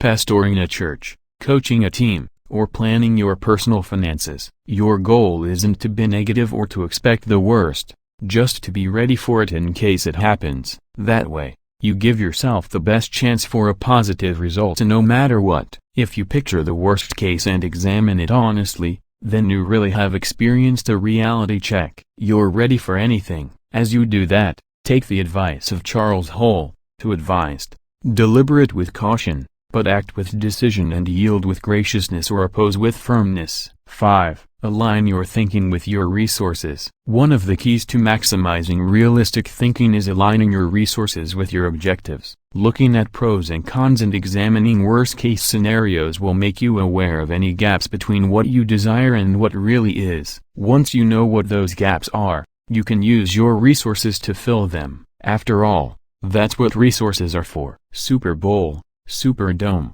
Super Security. Our country received lessons in realistic thinking following the tragedy of September 11, 2001. The destruction of the World Trade Center buildings in New York City far surpassed any worst-case scenarios that anyone might have envisioned. In the wake of that event, we now find that we don't have the luxury of avoiding or neglecting realistic thinking. I was reminded of that on Sunday, February 3, 2002, when I attended the Super Bowl in New Orleans, Louisiana. I had been to the big game twice before, to root for the home team of first San Diego and later Atlanta, and had seen both teams lose. But I had never been to a game like this. The occasion had been designated a national security special event. That meant that the U.S. Secret Service would be overseen it, military personnel would work with local law enforcement, and security would be of the highest caliber. The Secret Service brought in several hundred agents and secured the area. In preparation for the game, access to the Superdome was highly restricted. With intensified screening, officials blocked off roads, closed the nearby interstate, and designated the area a no-fly zone. We arrived early at the dome. Officials suggested fans arrive up to 5 hours ahead of game time, and we immediately saw evidence of the precautionary measures. 8-foot fences surrounded the whole area, and concrete barriers prevented unauthorized vehicles from getting close to the building. We could see sharpshooters positioned at various locations, including on the roof of some adjacent buildings. When we reached a gate, police officers and security personnel patted us down and examined everyone's belongings. After that, they directed us to go through metal detectors. Only then did they allow us into the stadium. That's all well and good, you may be saying, but what would have happened had there been a terrorist attack? The Secret Service had that covered too, because they had prepared for the worst-case scenario. Evacuation plans had been put into place, and personnel at the Superdome had been drilled to make sure everyone knew what to do in case of an emergency. New Orleans Mayor Mark Morial said the day before the Super Bowl, "We want to send a message to all visitors that New Orleans is going to be the safest place in America." 7. We got the message. We didn't feel the least bit worried. That's what happens when leaders recognize the importance of realistic thinking. Thinking question: am I building a solid mental foundation on facts so that I can think with certainty? Chapter 5. Utilize strategic thinking. Most people spend more time planning their summer vacation than planning their lives. Source unknown. When you hear the words strategic thinking, what comes to mind? Do visions of business plans dance in your head? Do you conjure up marketing plans, the kind that can turn a company around? Perhaps you contemplate global politics, or you recall some of history's greatest military campaigns. Hannibal crossing the Alps to surprise the Roman army, Charlemagne's conquest of Western Europe, or the Allies' D-Day invasion of Normandy. Perhaps, but strategy doesn't have to be restricted to military action or even to business. Strategic thinking can make a positive impact on any area of life.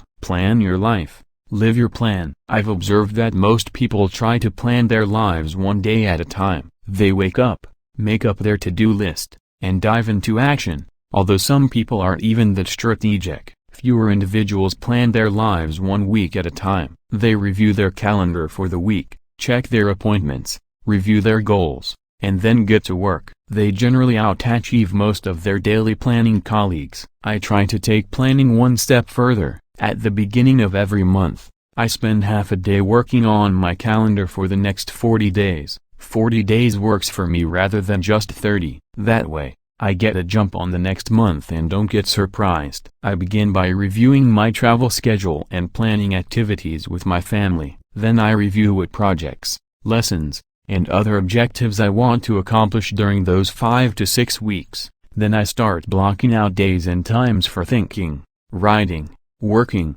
meeting with people, etc. I set times to do fun things, such as seeing a show, watching a ball game, or playing golf. I also set aside small blocks of time to compensate for the unexpected. By the time I'm done, I can tell you nearly everything I'll be doing, almost hour by hour, during the coming weeks. This strategy is one of the reasons I have been able to accomplish much. Why you should release the power of strategic thinking. Strategic thinking helps me to plan, to become more efficient, to maximize my strengths, and to find the most direct path toward achieving any objective. The benefits of strategic thinking are numerous. Here are a few of the reasons you should adopt it as one of your thinking tools.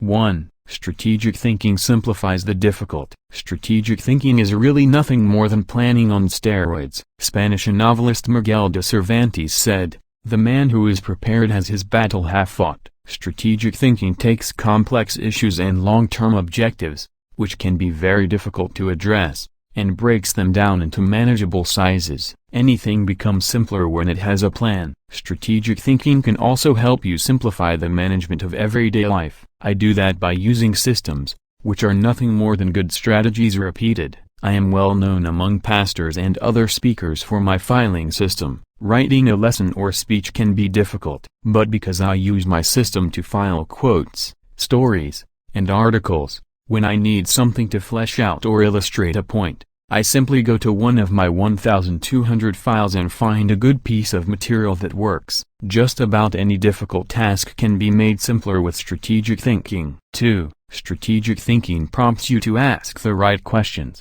Do you want to break down complex or difficult issues? Then ask questions. Strategic thinking forces you through this process. Take a look at the following questions developed by my friend Bob Beal, the author of Master Planning. Direction. What should we do next? Why? Organization. Who is responsible for what? Who is responsible for whom? Do we have the right people in the right places? Cash. What is our projected income? Expense. Net. Can we afford it? How can we afford it? Tracking.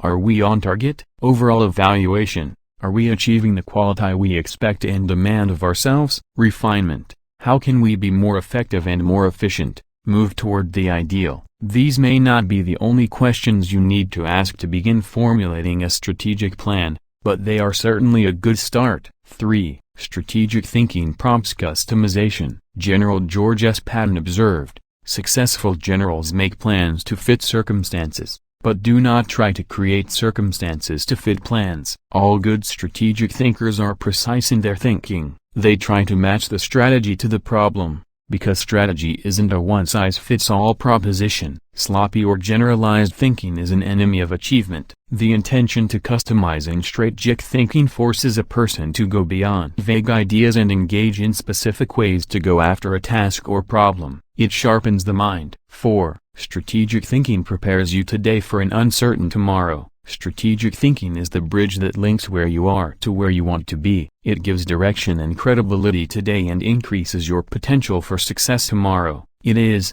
as Mary Webb suggests, like saddling your dreams before you ride them. 5. Strategic thinking reduces the margin of error. Anytime you shoot from the hip or go into a totally reactive mode, you increase your margin for error. It's like a golfer stepping up to a golf ball and hitting it before lining up the shot. Misaligning a shot by just a few degrees can send the ball 100 yards off target. Strategic thinking, however, greatly reduces that margin for error. It lines up your actions with your objectives.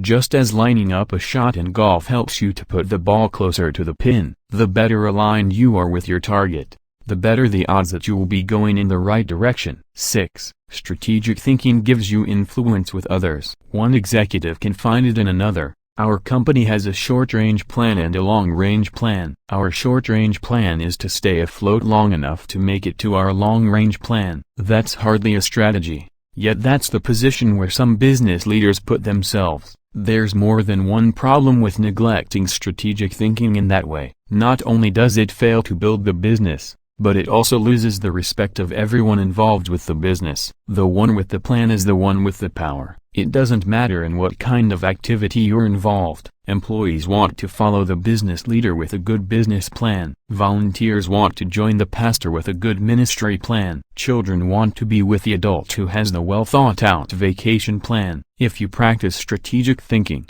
others will listen to you and they will want to follow you. If you possess a position of leadership in an organization, strategic thinking is essential. How to release the power of strategic thinking. To become a better strategic thinker able to formulate and implement plans that will achieve the desired objective, take the following guidelines to heart. 1. Break down the issue. The first step in strategic thinking is to break down an issue into smaller, more manageable parts so that you can focus on them more effectively. How you do it is not as important as just doing it. You might break an issue down by function. That's what automotive innovator Henry Ford did when he created the assembly line. And that's why he said, nothing is particularly hard if you divide it into small jobs. How you break down an issue is up to you, whether it's by function, timetable, responsibility, purpose, or some other method. The point is that you need to break it down. Only one person in a million can juggle the whole thing in his head and think strategically to create solid, viable plans. 2. Ask why before how. When most people begin using strategic thinking to solve a problem or plan a way to meet an objective, they often make the mistake of jumping the gun and trying immediately to figure out how to accomplish it. Instead of asking how, they should first ask why. If you jump right into problem-solving mode, how are you going to know all the issues? Eugene G. Gray says, thousands of engineers can design bridges, calculate strains and stresses, and draw up specifications for machines. But the great engineer is the man who can tell whether the bridge or the machine should be built at all, where it should be built, and when. Asking why helps you to think about all the reasons for decisions. It helps you to open your mind to possibilities and opportunities. The size of an opportunity often determines the level of resources and effort that you must invest. Big opportunities allow for big decisions. If you jump to how too quickly, you might miss that. 3. Identify the real issues and objectives. William Feather, author of The Business of Life, said, before it can be solved, a problem must be clearly defined. Too many people rush to solutions, and as a result they end up solving the wrong problem. To avoid that, ask probing questions to expose the real issues. Challenge all of your assumptions. Collect information even after you think you've identified the issue. You may still have to act with incomplete data, but you don't want to jump to a conclusion before you gather enough information to begin identifying the real issue. Begin by asking, what else could be the real issue? You should also remove any personal agenda, more than almost anything else, that can cloud your judgment. Discovering your real situation and objectives is a major part of the battle. Once the real issues are identified, the solutions are often simple. 4. Review your resources. I already mentioned how important it is to be aware of your resources, but it bears repeating. A strategy that doesn't take into account resources is doomed to failure. Take an inventory. How much time do you have? How much money? What kinds of materials, supplies, or inventory do you have? What are your other assets? What liabilities or obligations will come into play? Which people on the team can make an impact? You know your own organization and profession. Figure out what resources you have at your disposal. 5. Develop your plan. How you approach the planning process depends greatly on your profession and the size of the challenge that you're planning to tackle, so it's difficult to recommend many specifics. However, no matter how you go about planning, take this advice: start with the obvious. When you tackle an issue or plan that way, it brings unity and initiate creativity and intensity. The best way to create a road to the complex is to build on the fundamentals. 6. Put the right people in the right place. It's critical that you include your team as part of your strategic thinking. Before you can implement your plan, you must make sure that you have the right people in place. Even the best strategic thinking won't help if you don't take into account the people part of the equation. Look at what happens if you miscalculate. Wrong person, problems instead of potential. Wrong place, frustration instead of fulfillment. Wrong plan, grief instead of growth. Everything comes together, however, when you put together all three elements: the right person, the right place, and the right plan. 7. Keep repeating the process. My friend Olan Hendricks remarked, strategic thinking is like showering. You have to keep doing it. If you expect to solve any major problem once, you're in for disappointment. Little things can be won easily through systems and personal discipline, but major issues need major strategic thinking time. What Thane Yost said is really true. The will to win is worthless if you do not have the will to prepare. If you want to be an effective strategic thinker, then you need to become a continuous strategic thinker. As I was working on this chapter, I came across an article in my local paper on the celebration of the Jewish Passover and how millions of American Jews read the order of service for their Seder, or Passover meal, from a small booklet produced by Maxwell House Coffee. For more than 70 years, the coffee company has produced the booklet, called a Haggadah, and during those years it has distributed more than 40 million copies of it. I remember using them all my life, said Regina Witt, who is in her 50s. So does her mother, who is almost 90. It's our tradition. I think it would be very strange not to use them. So how did Maxwell House come to supply the booklets? It was the result of strategic thinking. 80 years ago, marketing man Joseph Jacobs advised that the company could sell coffee during Passover if the product were certified kosher by a rabbi. Since 1923, Maxwell House Coffee has been certified kosher for Passover, and then Jacobs suggested that if they gave away the Haggadah booklets, they could increase sales.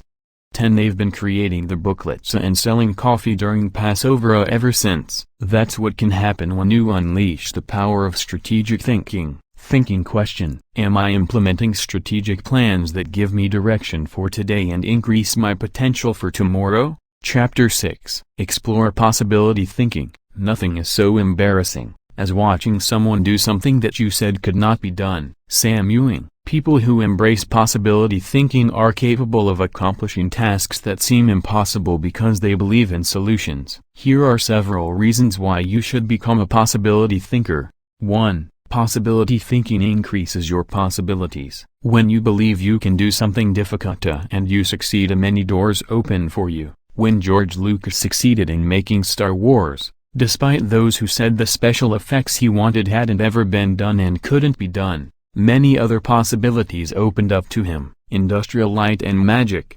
ILM, the company he created to produce those impossible special effects, became a source of revenue to help underwrite his other projects. He was able to produce merchandising tie-ins to his movies, thus bringing in another revenue stream to fund his movie making. But his confidence in doing the difficult has also made a huge impact on other movie makers and a whole new generation of moviegoers. Popular culture writer Chris Salewich asserts, at first directly through his own work and then via the unparalleled influence of ILM, George Lucas has dictated for 2 decades the essential broad notion of what is cinema. If you open yourself up to possibility thinking, you open yourself up to many other possibilities. 2. Possibility thinking draws opportunities and people to you. The case of George Lucas helps you to see how being a possibility thinker can create new opportunities and attract people. People who think big attract big people to them. If you want to achieve big things,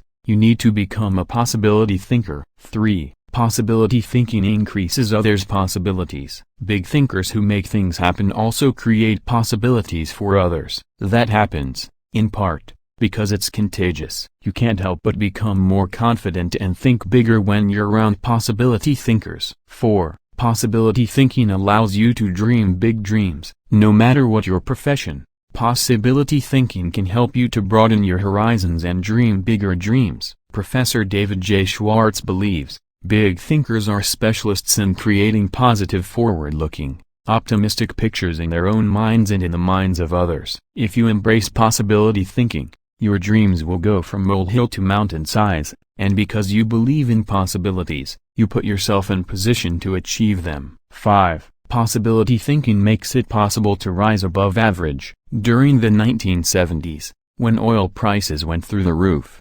automobile makers were ordered to make their cars more fuel efficient. One manufacturer asked a group of senior engineers to drastically reduce the weight of cars they were designing. They worked on the problem and searched for solutions, but they finally concluded that making lighter cars couldn't be done, would be too expensive, and would present too many safety concerns. They couldn't get out of the rut of their average thinking. What was the automaker's solution? They gave the problem to a group of less experienced engineers. The new group found ways to reduce the weight of the company's automobiles by hundreds of pounds. Because they thought that solving the problem was possible, it was. Every time you remove the label of impossible from a task, you raise your potential from average to off the charts. 6. Possibility thinking gives you energy. A direct correlation exists between possibility thinking and the level of a person's energy. Who gets energized by the prospect of losing? If you know something can't succeed, how much time and energy are you willing to give it? Nobody goes looking for a lost cause.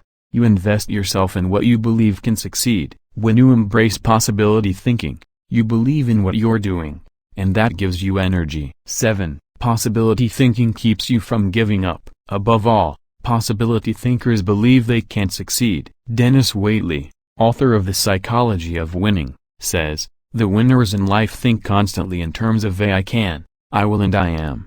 Losers, on the other hand, concentrate their waking thoughts on what they should have done, or what they don't do. If you believe you can't do something, then it doesn't matter how hard you try, because you've already lost. If you believe you can do something, you have already won much of the battle. One of the people who showed himself to be a great possibility thinker in 2001 was New York Mayor Rudy Giuliani. In the hours following the World Trade Center tragedy, Giuliani not only led the city through the chaos of the disaster, but he instilled confidence in everyone he touched. Afterward, he gave some insight and perspective on his experience. I was so proud of the people I saw on the street. No chaos, but they were frightened and confused, and it seemed to me that they needed to hear from my heart where I thought we were going. I was trying to think, where can I go for some comparison to this, some lessons about how to handle it. So I started thinking about Churchill, started thinking that we're going to have to rebuild the spirit of the city. And what better example than Churchill and the people of London during the Blitz in 1940, who had to keep up their spirit during this sustained bombing. It was a comforting thought. 16 hours after the planes struck the buildings in New York City, when Giuliani finally returned at 2:30 a.m. to his apartment for a rest, instead of sleeping, he read the World War II chapters of Churchill, a biography by Roy Jenkins. He learned how Winston Churchill helped his people to see the possibilities and kept his people going. Inspired, Giuliani did the same for his own people 6 decades later. How to feel the energy of possibility thinking. If you are a naturally positive person who already embraces possibility thinking, then you're already tracking with me.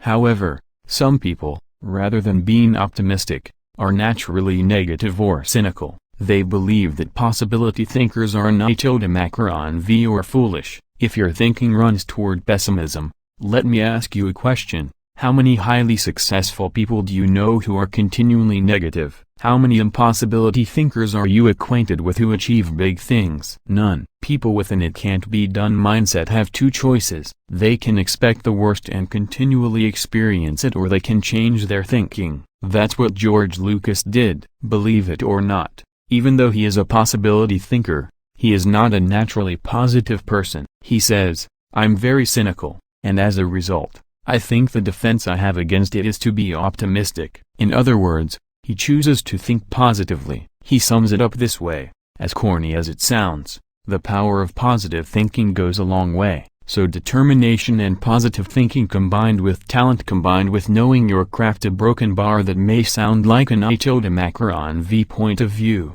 but at the same time it's worked for me and it's worked for all my friends, so I have come to believe it. If you want possibility thinking to work for you, then begin by following these suggestions.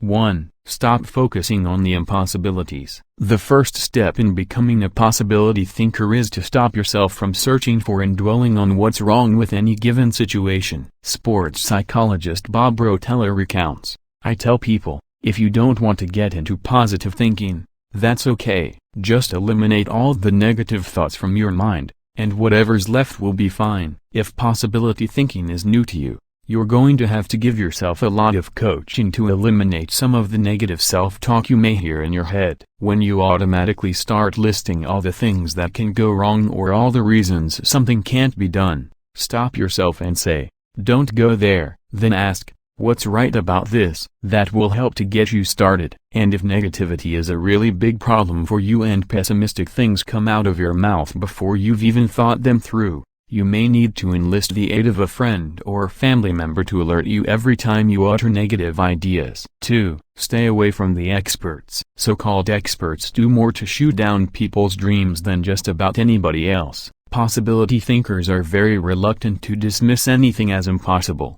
Rocket pioneer Wernher von Braun said, "I have learned to use the word impossible with the greatest of caution." And Napoleon Bonaparte declared, "The word impossible is not in my dictionary." If you feel you must take the advice of an expert, however, then heed the words of John Andrew Holmes, who asserted, "Never tell a young person that something cannot be done." God may have been waiting centuries for somebody ignorant enough of the impossible to do that thing. If you want to achieve something, give yourself permission to believe it is possible, and no matter what experts might say. 3. Look for possibilities in every situation. Becoming a possibility thinker is more than just refusing to let yourself be negative. It's something more. It's looking for positive possibilities despite the circumstances. I recently heard Don Soderquist, former president of Walmart, tell a wonderful story that illustrates how a person can find positive possibilities in any situation. Soderquist had gone with Sam Walton to Huntsville,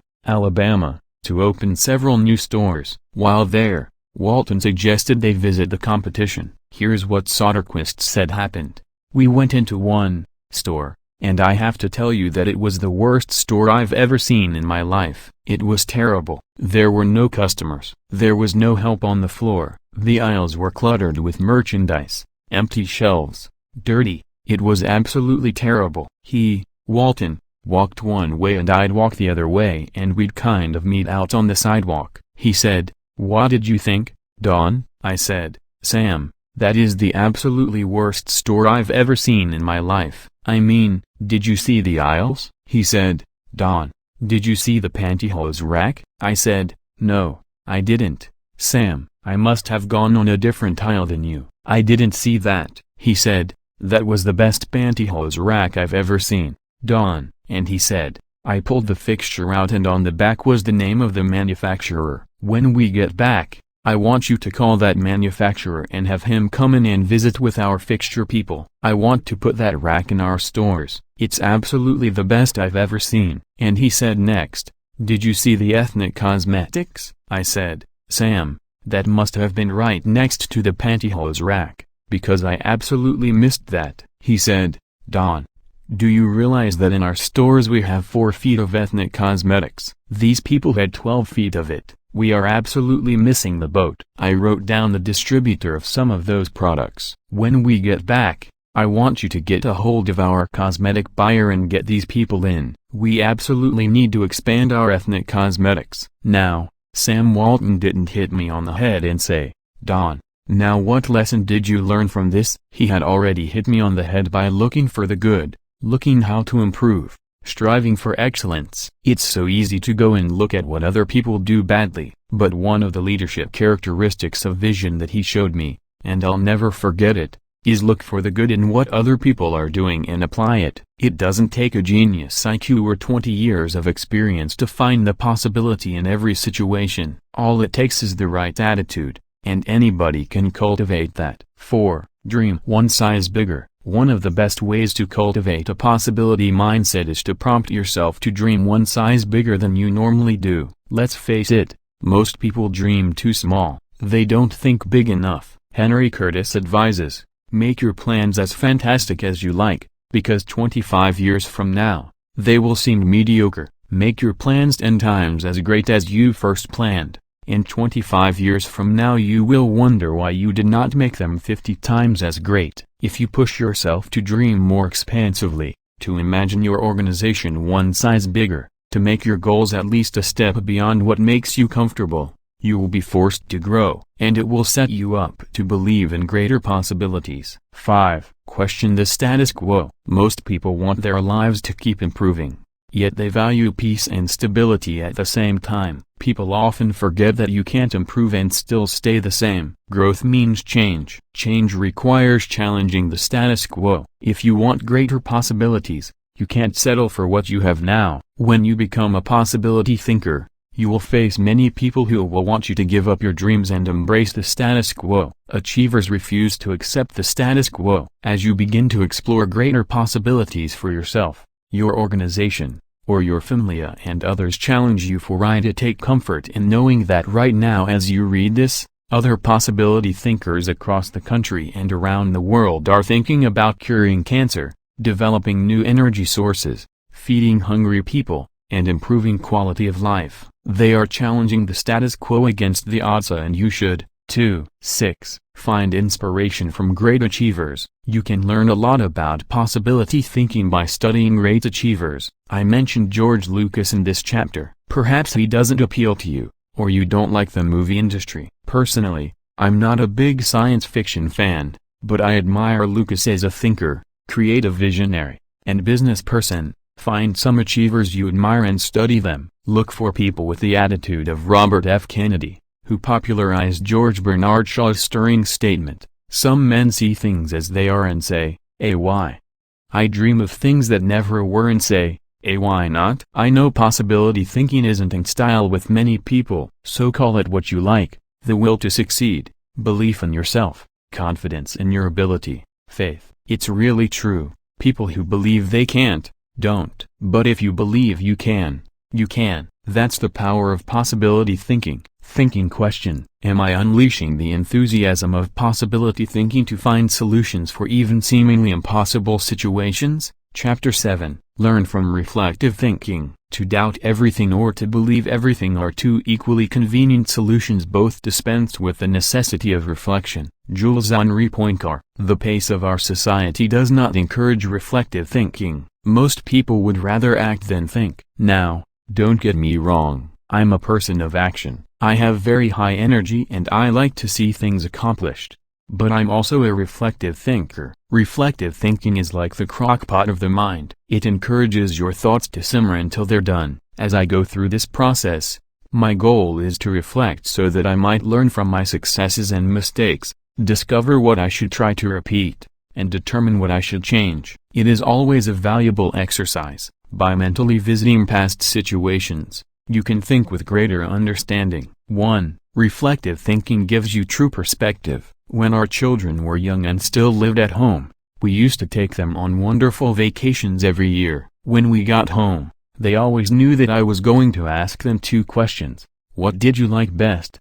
And what did you learn? It didn't matter whether we went to Walt Disney World or Washington, D.C. I always asked those questions. Why? Because I wanted them to reflect on their experiences. Children don't naturally grasp the value, or cost, of an experience unless prompted. They take things for granted. I wanted my children to appreciate our trips and to learn from them. When you reflect, you are able to put an experience into perspective. You are able to evaluate its timing, and you are able to gain a new appreciation for things that before went unnoticed. Most people are able to recognize the sacrifices of their parents or other people only when they become parents themselves. That's the kind of perspective that comes with reflection. 2. Reflective thinking gives emotional integrity to your thought life. Few people have good perspective in the heat of an emotional moment. Most individuals who enjoy the thrill of an experience try to go back and recapture it without first trying to evaluate it. It's one of the reasons our culture produces so many thrill seekers.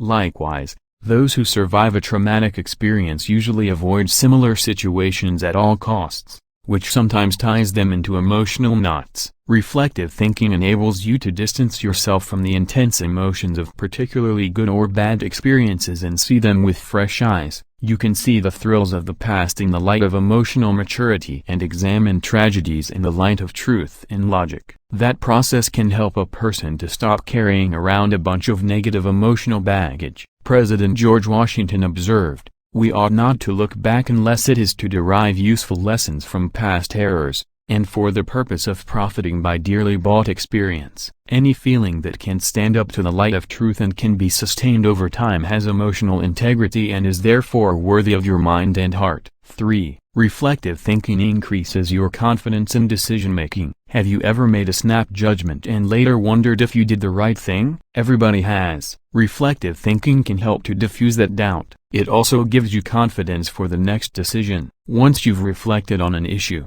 you don't have to repeat every step of the thinking process when you're faced with it again. You've got mental road markers from having been there before. That compresses and speeds up thinking time, and it gives you confidence. And over time, it can also strengthen your intuition. 4. Reflective thinking clarifies the big picture. When you engage in reflective thinking, you can put ideas and experiences into a more accurate context. Reflective thinking encourages us to go back and spend time pondering what we have done and what we have seen. If a person who loses his job reflects on what happened, he may see a pattern of events that led to his dismissal. He will better understand what happened, why it happened, and what things were his responsibility. If he also looks at the incidents that occurred afterward, he may realize that in the larger scheme of things, he's better off in his new position because it better fits his skills and desires. Without reflection, it can be very difficult to see that big picture. 5. Reflective thinking takes a good experience and makes it a valuable experience. When you were just starting out in your career, did it seem that few people were willing to give someone without experience an opportunity? At the same time, could you see people who had been on their jobs 20 years who yet did their work poorly? If so, that probably frustrated you. Playwright William Shakespeare wrote, "Experience is a jewel, and it had need be so, for it is often purchased at an infinite rate." Yet, experience alone does not add value to a life. It's not necessarily experience that is valuable, it's the insight people gain because of their experience. Reflective thinking turns experience into insight. Mark Twain said, "We should be careful to get out of an experience all the wisdom that is innate, and not like the cat that sits down on a hot stove lid. She will never sit down on a hot stove lid again, and that is well, but also she will never sit down on a cold one anymore." 16. An experience becomes valuable when it informs or equips us to meet new experiences. Reflective thinking helps to do that. How to embrace the lessons of reflective thinking. If you are like most people in our culture today, you probably do very little reflective thinking. If that's the case, it may be holding you back more than you think. Take to heart the following suggestions to increase your ability to think reflectively. 1. Set aside time for reflection. Greek philosopher Socrates observed, "The unexamined life is not worth living." For most people, however, reflection and self-examination doesn't come naturally. It can be a fairly uncomfortable activity for a variety of reasons. They have a hard time staying focused, they find the process dull, or they don't like spending a lot of time thinking about emotionally difficult issues. But if you don't carve out the time for it, you are unlikely to do any reflective thinking. 2. Remove yourself from distractions. As much as any other kind of thinking, Reflection requires solitude. Distraction and reflection simply don't mix. It's not the kind of thing you can do well near a television, in a cubicle, while the phone is ringing, or with children in the same room. One of the reasons I've been able to accomplish much and keep growing personally is that I've not only set aside time to reflect, but I've separated myself from distractions for short blocks of time. 30 minutes in the spa, an hour outside on a rock in my backyard, or a few hours in a comfortable chair in my office. The place doesn't matter as long as you remove yourself from distractions and interruptions. 3. Regularly review your calendar or journal. Most people use their calendar as a planning tool, which it is, but few people use it as a reflective thinking tool. What could be better, however, for helping you to review where you have been and what you have done, except maybe a journal? I'm not a journaler in the regular sense. I don't use writing to figure out what I'm thinking and feeling. Instead, I figure out what I'm thinking and feeling, and then I write down significant thoughts and action points. I file the thoughts so that I can quickly put my hands on them again. I immediately execute the action points or delegate them to someone else. Calendars and journals remind you of how you've spent your time, show you whether your activities match your priorities, and help you see whether you are making progress. They also offer you an opportunity to recall activities that you might not have had the time to reflect on previously. Some of the most valuable thoughts you've ever had may have been lost because you didn't give yourself the reflection time you needed. 4. Ask the right questions. The value you receive from reflecting will depend on the kinds of questions you ask yourself. The better the questions, the more gold you will mine from your thinking. When I reflect, I think in terms of my values, relationships, and experiences. Here are some sample questions. Personal growth. What have I learned today that will help me grow? How can I apply it to my life? When should I apply it? Adding value. To whom did I add value today? How do I know I added value to that person? Can I follow up and compound the positive benefit he or she received? Leadership. Did I lead by example today? Did I lift my people and organization to a higher level? What did I do and how did I do it? Personal faith. Did I represent God well today? Did I practice the golden rule? Have I walked the second mile with someone? Marriage and family.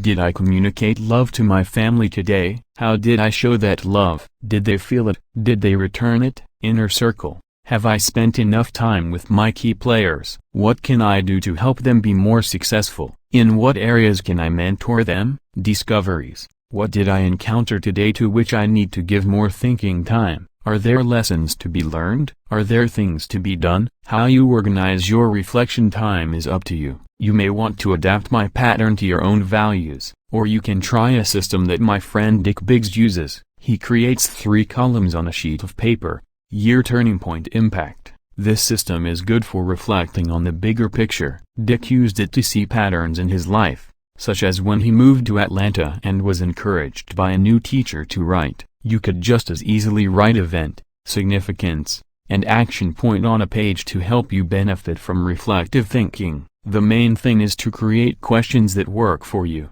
and write down any significant thoughts that come to you during the reflection time. 5. Cement your learning through action. Writing down the good thoughts that come out of your reflective thinking has value, but nothing helps you to grow like putting your thoughts into action. To do that, you must be intentional. When you read a good book, for example, there are always good thoughts, quotes, or lessons that you can take away from it and use yourself. I always mark the takeaways in a book and then reread them when I'm done with the book. When I listen to a message, I record the takeaways so that I can file them for future use. When I go to a seminar, I take good notes, and I use a system of symbols to cue me to do certain things.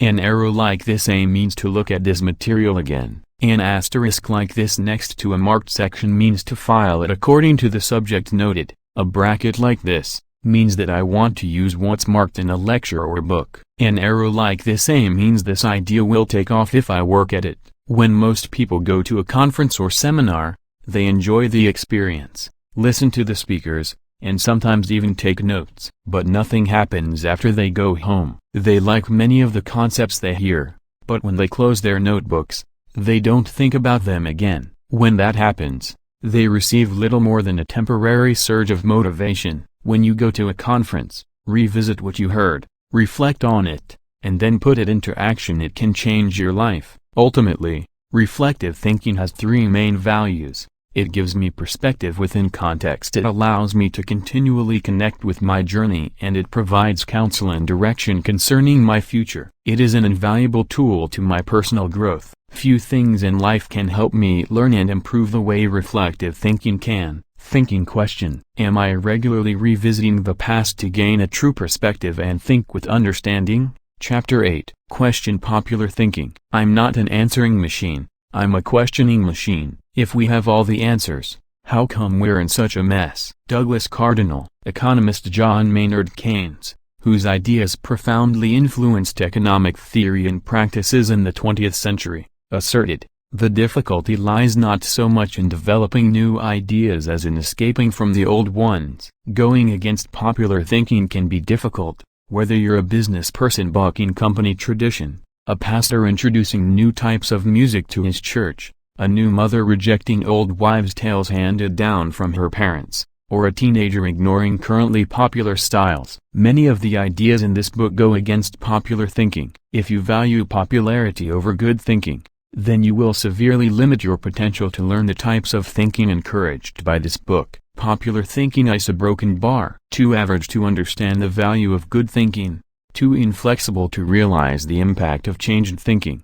too lazy to master the process of intentional thinking, too small to see the wisdom of big-picture thinking, too satisfied to unleash the potential of focused thinking, too traditional to discover the joy of creative thinking, too macron to recognize the importance of realistic thinking, too undisciplined to release the power of strategic thinking, too limiting to feel the energy of possibility thinking, too trendy to embrace the lessons of reflective thinking, too shallow to question the acceptance of popular thinking, too proud to encourage the participation of shared thinking, too self-absorbed to experience the satisfaction of unselfish thinking, and too uncommitted to enjoy the return of bottom-line thinking. If you want to become a good thinker, then start preparing yourself for the possibility of becoming unpopular. Why you should question the acceptance of popular thinking. I've given you some broad reasons for questioning the acceptance of popular thinking. Now allow me to be more specific.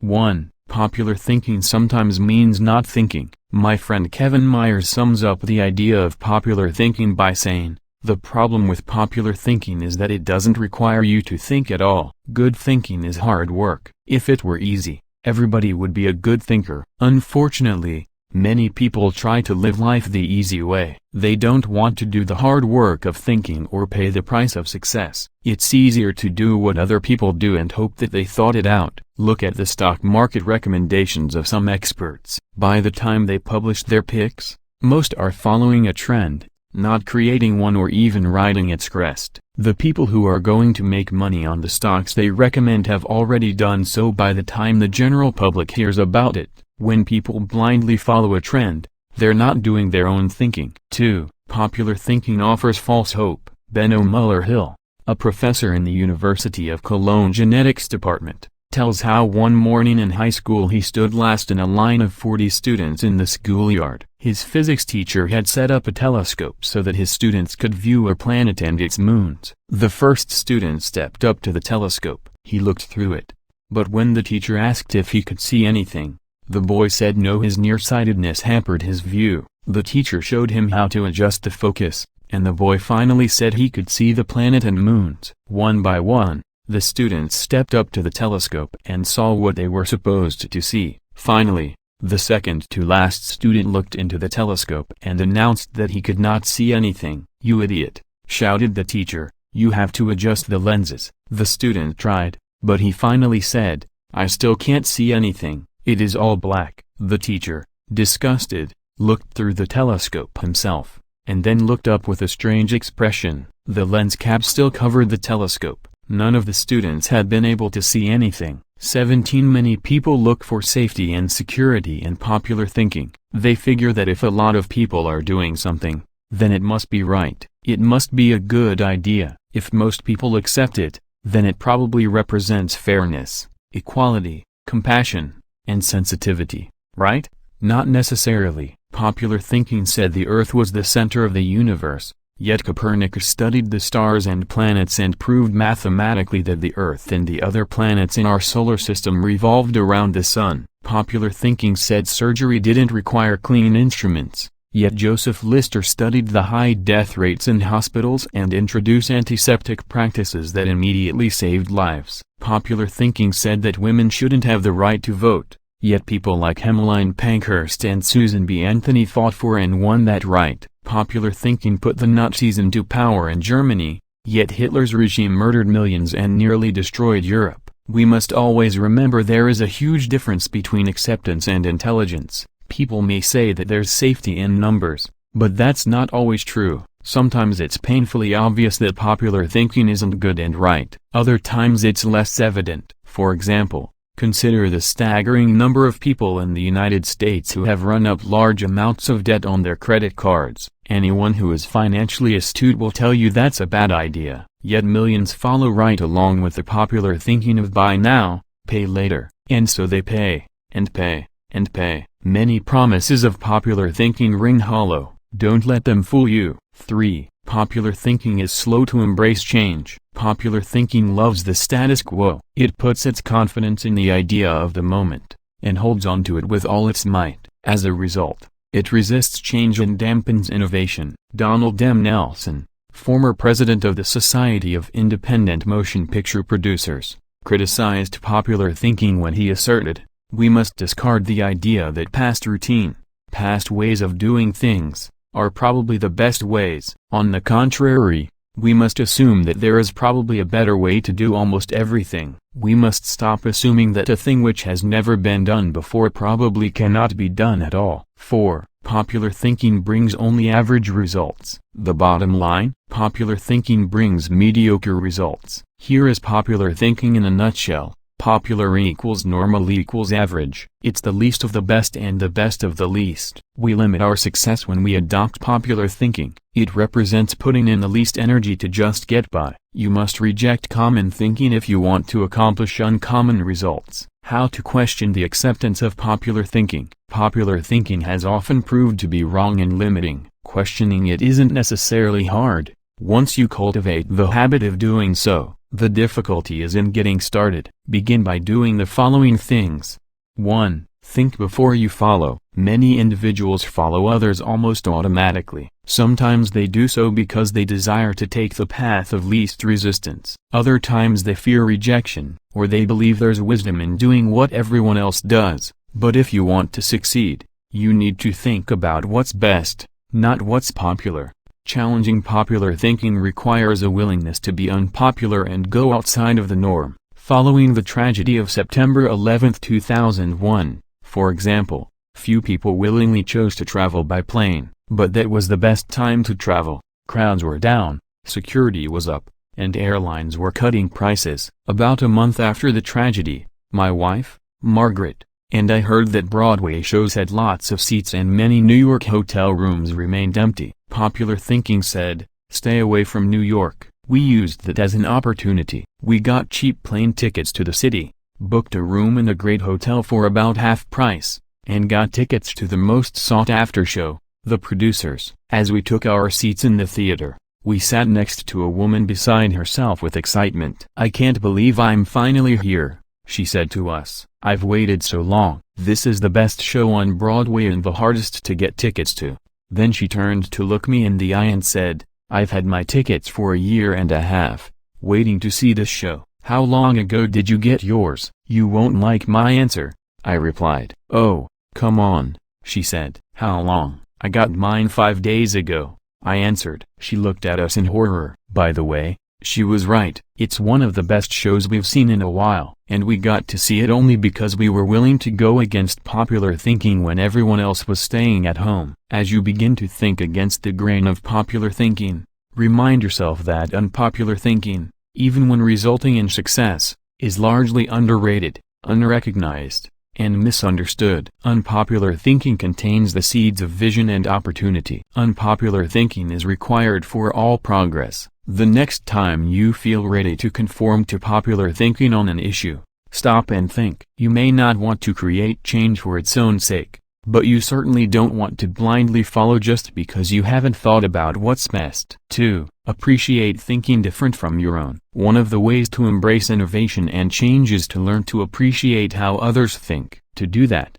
you must continually expose yourself to people different from yourself. My brother, Larry Maxwell, a good businessman and an innovative thinker, continually challenges popular thinking by thinking differently. He says, "Most of our people in sales and middle management come from businesses with products and services different from ours. That constantly exposes us to new ways of thinking. We also discourage our people from active participation in formal business and trade associations and fraternities because their thinking is quite common. They don't need to spend lots of time thinking the way everyone else in the industry does." As you strive to challenge popular thinking, spend time with people with different backgrounds, education levels, professional experiences, personal interests, etc. You will think like the people with whom you spend the most time. If you spend time with people who think out of the box, you're more likely to challenge popular thinking and break new ground. 3. Continually question your own thinking. Let's face it, any time we find a way of thinking that works, one of our greatest temptations is to go back to it repeatedly, even if it no longer works well. The greatest enemy to tomorrow's success is sometimes today's success. My friend Andy Stanley recently taught a leadership lesson at Enjoy's Catalyst conference called Challenging the Process. He described how progress must be preceded by change, and he pointed out many of the dynamics involved in questioning popular thinking. In an organization, he said, we should remember that every tradition was originally a good idea and perhaps even revolutionary. But every tradition may not be a good idea for the future. In your organization, if you are involved in putting into place what currently exists, then it's likely that you will resist change, even change for the better. That's why it's important to challenge your own thinking. If you are too attached to your own thinking and how everything is done now, then nothing will change for the better. 4. Try new things in new ways. When was the last time you did something for the first time? Do you avoid taking risks or trying new things? One of the best ways to get out of the rut of your own thinking is to innovate. You can do that in little,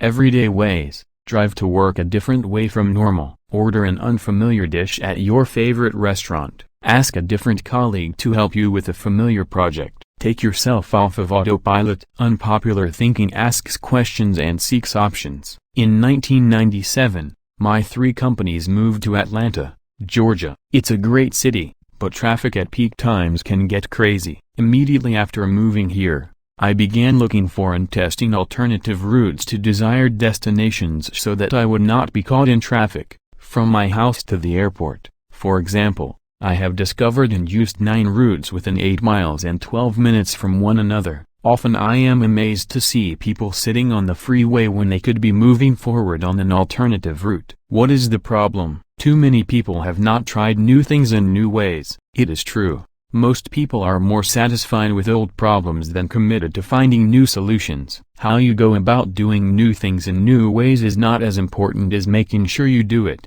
Besides, if you try to do new things in the same way that everyone else does, are you really going against popular thinking?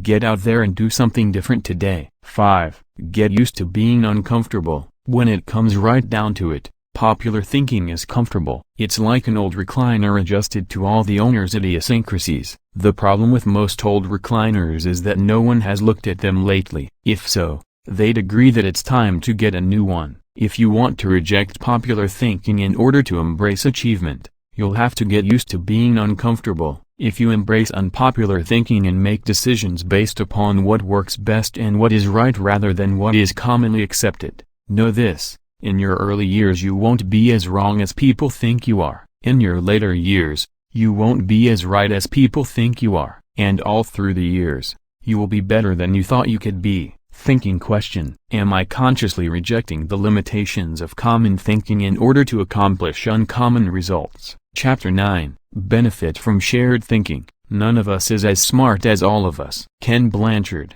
Good thinkers, especially those who are also good leaders, understand the power of shared thinking. They know that when they value the thoughts and ideas of others, they receive the compounding results of shared thinking and accomplish more than they ever could on their own. Those who participate in shared thinking understand the following: 1. Shared thinking is faster than solo thinking. We live in a truly fast-paced world. To function at its current rate of speed, we can't go it alone.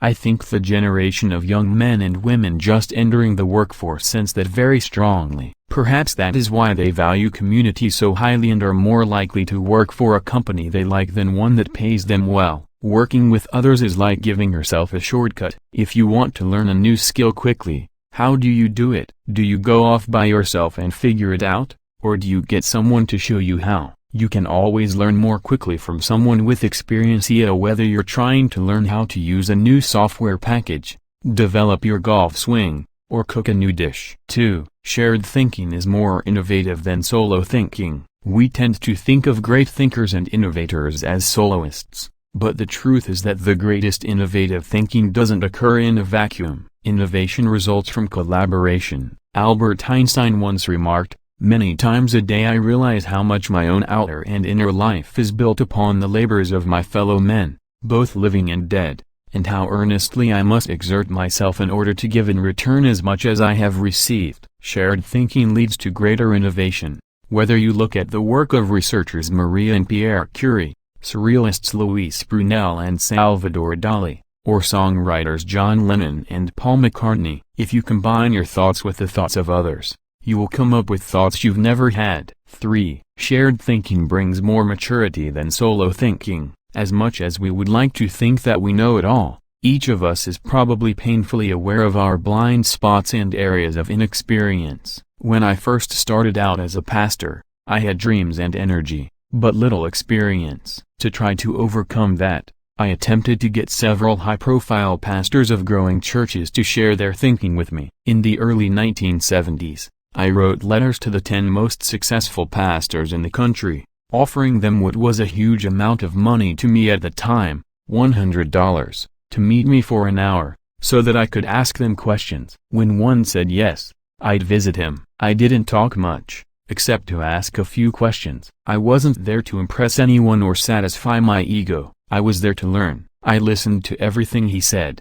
took careful notes, and absorbed everything I could. Those experiences changed my life. You've had experiences I haven't, and I've had experiences you haven't. Put us together and we bring a broader range of personal historia and therefore maturity to the table. If you don't have the experience you need, hook up with someone who does. 4. Shared thinking is stronger than solo thinking. Philosopher-poet Johann Wolfgang von Goethe said, "To accept good advice is but to increase one's own ability." 2 heads are better than only when they are thinking in the same direction. It's like harnessing 2 horses to pull a wagon. They are stronger pulling together than either is individually. But did you know that when they pull together, they can move more weight than the sum of what they can move individually? A synergy comes from working together. That same kind of energy comes into play when people think together. 5. Shared thinking returns greater value than solo thinking. Because shared thinking is stronger than solo thinking,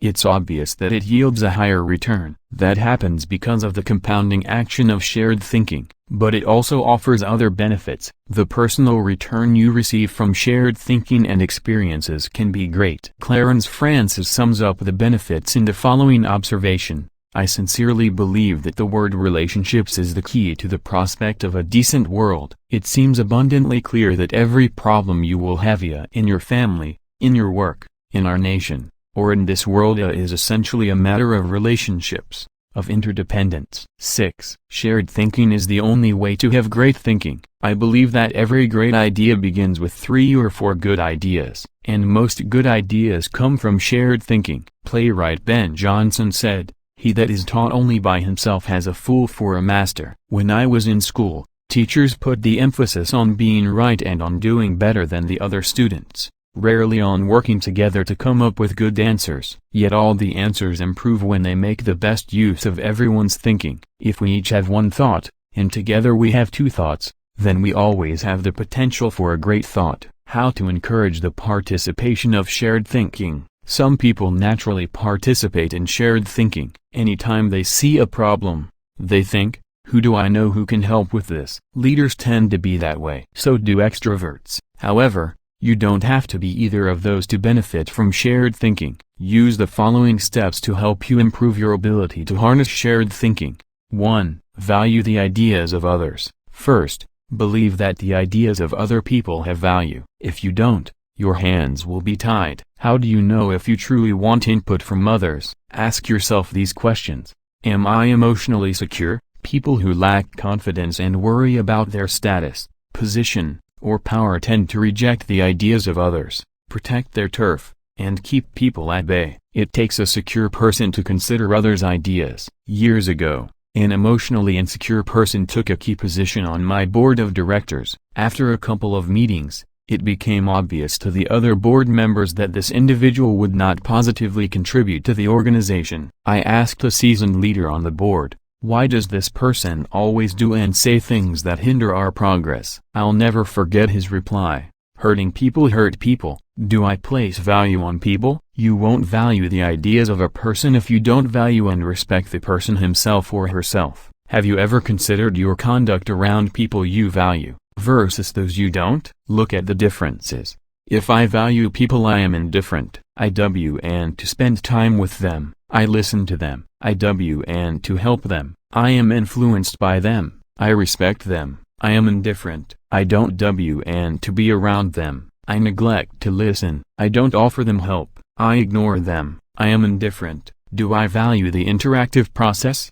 A wonderful synergy often occurs as the result of shared thinking. It can take you places you've never been. Publisher Malcolm Forbes asserted, "Listening to advice often accomplishes far more than heeding it." I must say, I didn't always value shared thinking. For many years, I tended to withdraw when I wanted to develop ideas. Only reluctantly did I work on ideas with others. When a colleague challenged me on this, I started to analyze my hesitancy. I realized that it went back to my college experience. Some days in the classroom I could tell that a teacher was unprepared to lecture and instead spent the class time asking us to give our uninformed opinions on a subject. Most of the time, the opinions seemed no better than mine. I had come to class so that the professor could teach me. I realized that the process of sharing ideas wasn't the problem, it was who was doing the talking. Shared thinking is only as good as the people doing the sharing. Since learning that lesson, I have embraced the interactive process,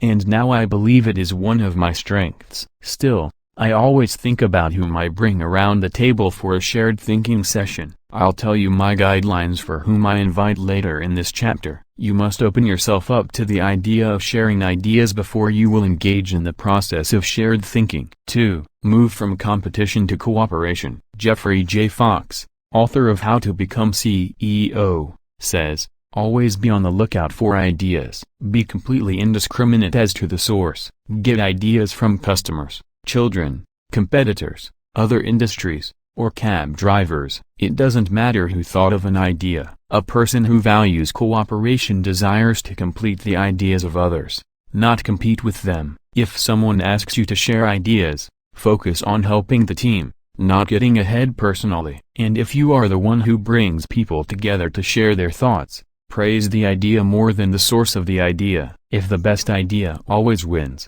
rather than the person who offered it, then all will share their thoughts with greater enthusiasm. 3. Have an agenda when you meet. I enjoy spending time with certain people, whether we discuss ideas or not. My wife, Margaret, my children, my grandchildren, my parents. Though we often do discuss ideas, it doesn't bother me if we don't. We are family. When I spend time with nearly anyone else in my life, however, I have an agenda. I know what I want to accomplish. The more I respect the wisdom of the person, the more I listen. For example, when I meet with someone I'm mentoring, I let the person ask the questions, but I expect to do most of the talking. When I meet with someone who mentors me, I mostly keep my mouth shut. In other relationships, the give and take is more even. But no matter with whom I meet, I have a reason for getting together and I have an expectation for what I'll give to it and get from it. That's true whether it's for business or pleasure. 4. Get the right people around the table. To get anything of value out of shared thinking, you need to have people around who bring something to the table. As you prepare to ask people to participate in shared thinking, use the following criteria for the selection process. Choose a broken bar. people whose greatest desire is the success of the ideas, people who can add value to another's thoughts, people who can emotionally handle quick changes in the conversation, people who appreciate the strengths of others in areas where they are weak, people who understand their place of value at the table, people who place what is best for the team before themselves, people who can bring out the best thinking in the people around them, people who possess maturity, experience, and success in the issue under discussion, people who will take ownership and responsibility for decisions, people who will leave the table with a we attitude, not a me attitude. Too often we choose our brainstorming partners based on feelings of friendship or circumstances or convenience, but that doesn't help us to discover and create the ideas of the highest order. Who we invite to the table makes all the difference. 5. Compensate good thinkers and collaborators well. Successful organizations practice shared thinking. If you lead an organization,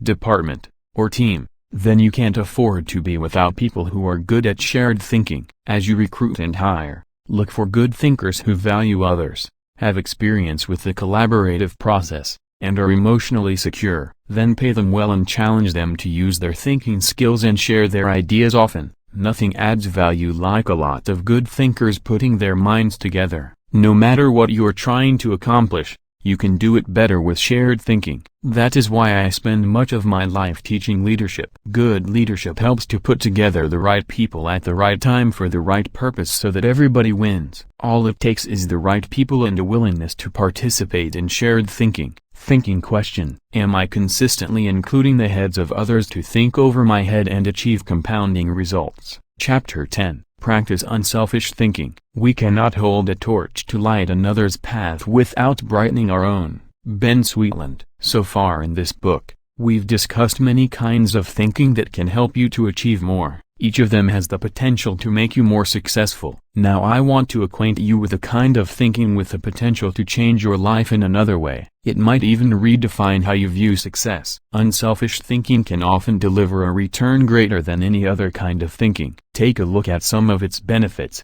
1. Unselfish thinking brings personal fulfillment. Few things in life bring greater personal rewards than helping others. Charles H. Burr believed, "Getters generally don't get happiness, givers get it." Helping people brings great satisfaction. When you spend your day unselfishly serving others, at night you can lay down your head with no regrets and sleep soundly. In bringing out the best in people, Alan Loy McGuinness remarked, "There is no more noble occupation in the world than to assist another human being to help someone succeed. Even if you have spent much of your life pursuing selfish gain, it's never too late to have a change of heart." Even the most miserable person, like Charles Dickens's Scrooge, can turn his life around and make a difference for others. That's what Alfred Nobel did.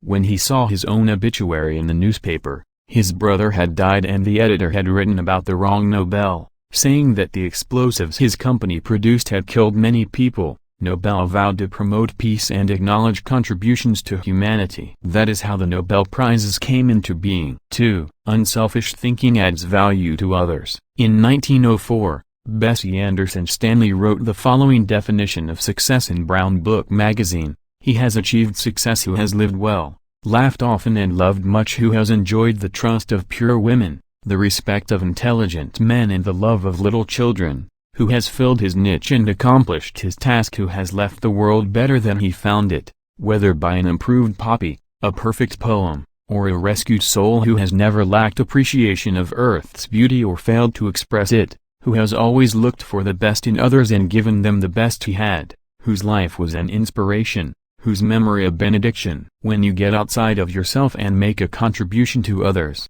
you really begin to live. 3. Unselfish thinking encourages other virtues. When you see a 4-year-old, you expect to observe selfishness, but when you see it in a 40-year-old, it's not very attractive, is it? Of all the qualities a person can pursue, unselfish thinking seems to make the biggest difference toward cultivating other virtues. I think that's because the ability to give unselfishly is so difficult. It goes against the grain of human nature. But if you can learn to think unselfishly and become a giver, then it becomes easier to develop many other virtues: gratitude, love, respect, patience, discipline, etc. 4. Unselfish thinking increases quality of life. The spirit of generosity created by unselfish thinking gives people an appreciation for life and an understanding of its higher values. Seeing those in need and giving to meet that need puts a lot of things into perspective. It increases the quality of life of the giver and the receiver. That's why I believe that there is no life as empty as the self-centered life. There is no life as centered as the self-empty life. If you want to improve your world, then focus your attention on helping others. 5. Unselfish thinking makes you part of something greater than yourself. Merck & Company, the global pharmaceutical corporation, has always seen itself as doing more than just producing products and making a profit. It desires to serve humanity. In the mid-1980s, the company developed a drug to cure river blindness, a disease that infects and causes blindness in millions of people, particularly in developing countries. While it was a good product, potential customers couldn't afford to buy it. So what did Merck do? It developed the drug anyway, and in 1987 announced that it would give the medicine free to anyone who needed it. As of 1998, the company had given more than 250 million tablets away. George W. Merck says, "We try never to forget that medicine is for the people. It is not for the profits. The profits follow, and if we have remembered that, they have never failed to appear." The lesson to be learned? Simple. Instead of trying to be great,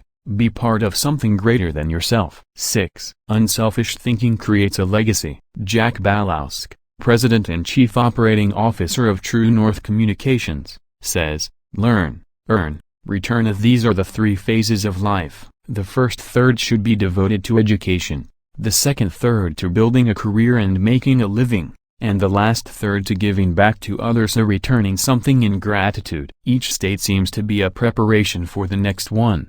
If you are successful, it becomes possible for you to leave an inheritance for others. But if you desire to do more, to create a legacy, then you need to leave that in others. When you think unselfishly and invest in others, you gain the opportunity to create a legacy that will outlive you. How to experience the satisfaction of unselfish thinking? I think most people recognize the value of unselfish thinking, and most would even agree that it's an ability they would like to develop. Many people, however, are at a loss concerning how to change their thinking. To begin cultivating the ability to think unselfishly, I recommend that you do the following. 1. Put others first. The process begins with realizing that everything is not about you. That requires humility and a shift in focus. In The Power of Ethical Management, Ken Blanchard and Norman Vincent Peale wrote, "People with humility don't think less of themselves, they just think of themselves less." If you want to become less selfish in your thinking, then you need to stop thinking about your wants and begin focusing on others' needs. Paul the Apostle exhorted, "Do nothing out of selfish ambition or vain conceit, but in humility consider others better than yourselves." Each of you should look not only to your own interests, but also to the interests of others.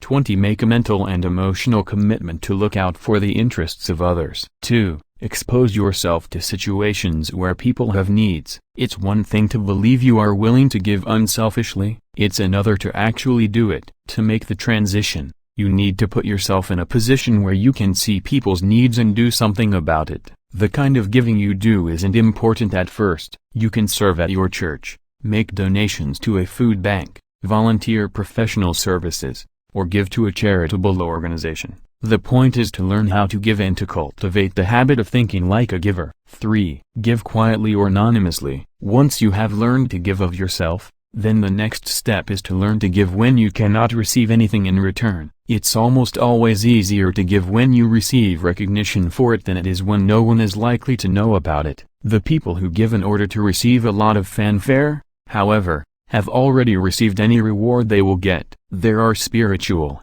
mental, and emotional benefits that come only to those who give anonymously. If you've never done it before, try it. 4. Invest in people intentionally. The highest level of unselfish thinking comes when you give of yourself to another person for that person's personal development or well-being. If you're married or a parent, you know this from personal experience. What does your spouse value most highly? Money in the bank or your time freely given? What would small children really rather have from you? A toy or your undivided attention? The people who love you would rather have you than what you can give them. If you want to become the kind of person who invests in people, Then consider others and their journey so that you can collaborate with them. Each relationship is like a partnership created for mutual benefit. As you go into any relationship, think about how you can invest in the other person so that it becomes a win-win situation. Here's how relationships most often play out.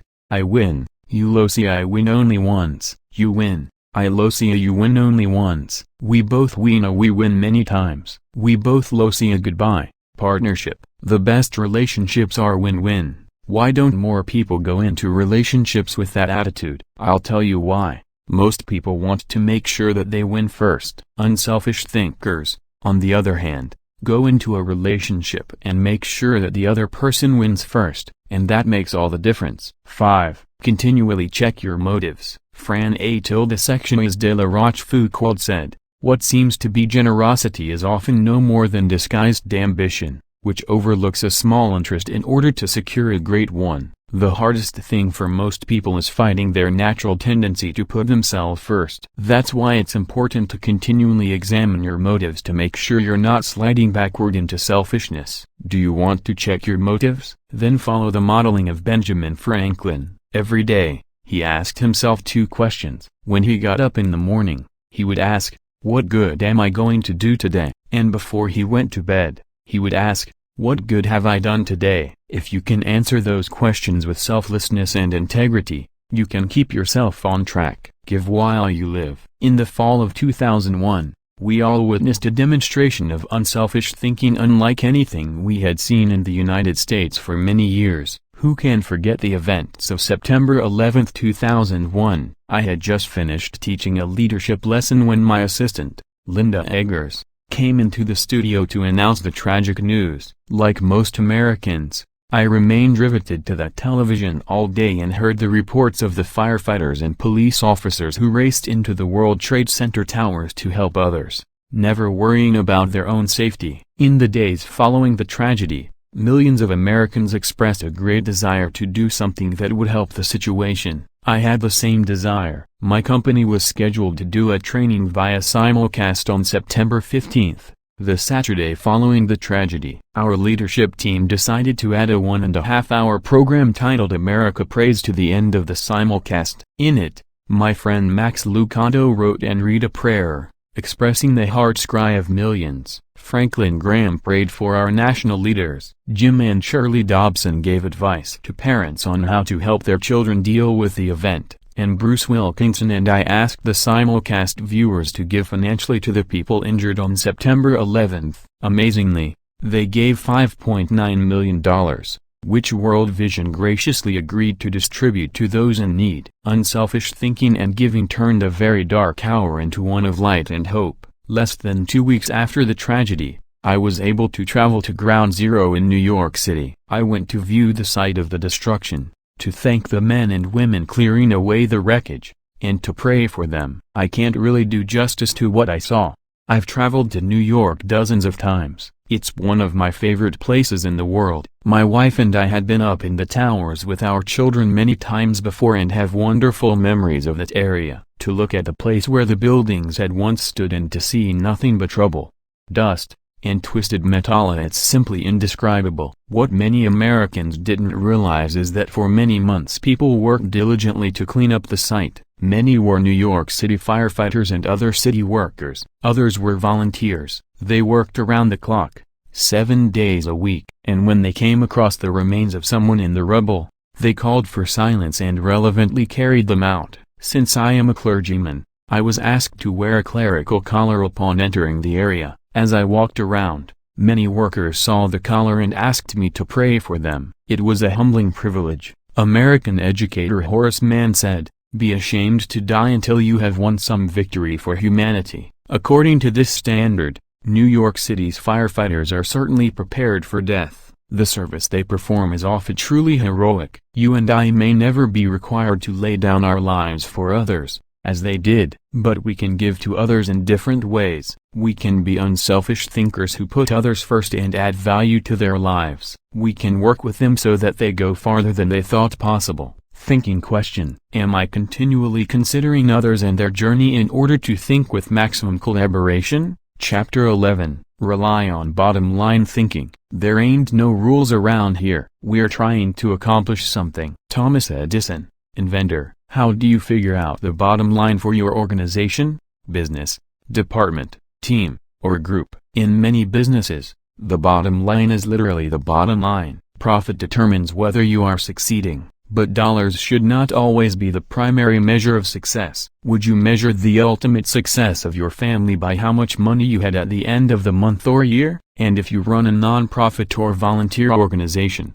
how would you know whether you were performing at your highest potential? How do you think bottom line in that situation? A non-profit's bottom line. Frances Hesselden had to ask herself exactly that question in 1976, when she became the National Executive Director of the Girl Scouts of America. When she first got involved with the Girl Scouts, running the organization was the last thing she expected. She and her husband, John, were partners in Hesselden Studios, a small family business that filmed television commercials and promotional films. She wrote the scripts and he made the films. In the early 1950s, she was recruited as a volunteer troop leader at the Second Presbyterian Church in Johnstown, Pennsylvania. Even that was unusual, since she had a son and no daughters, but she agreed to do it on a temporary basis. She must have loved it, because she led the troop for 9 years. In time, she became council president and a member of the national board. Then she served as executive director of the Taylor's Rock Girl Scout Council, a full-time paid position. By the time she took the job as CEO of the national organization, the Girl Scouts was in trouble. The organization lacked direction, teenage girls were losing interest in scouting, and it was becoming increasingly difficult to recruit adult volunteers, especially with greater numbers of women entering the workforce. Meanwhile, the Boy Scouts was considering opening itself to girls. Hesselden desperately needed to bring the organization back to the bottom line. We kept asking ourselves very simple questions, she says. What is our business? Who is our customer? And what does the customer consider value? If you're the Girl Scouts, IBM, or at T, you have to manage for a mission. Hesselden's focus on mission enabled her to identify the Girl Scouts' bottom line. We really are here for one reason, to help a girl reach her highest potential. More than any one thing, that made the difference, because when you were clear about your mission, corporate goals and operating objectives flow from it. Once she figured out her bottom line, she was able to create a strategy to try to achieve it. She started by reorganizing the national staff. Then she created a planning system to be used by each of the 350 regional councils. And she introduced management training to the organization. Hesselden didn't restrict herself to changes in leadership and organization. In the 1960s and 70s, the country had changed and so had its girls, but the Girl Scouts hadn't. Hesselden tackled that issue, too. The organization made its activities more relevant to the current culture, giving greater opportunities for use of computers, for example, rather than hosting a party. She also sought out minority participation, created bilingual materials, and reached out to low-income households. If helping girls reach their highest potential was the group's bottom line, then why not be more aggressive helping girls who traditionally have fewer opportunities? The strategy worked beautifully. Minority participation in the Girl Scouts tripled.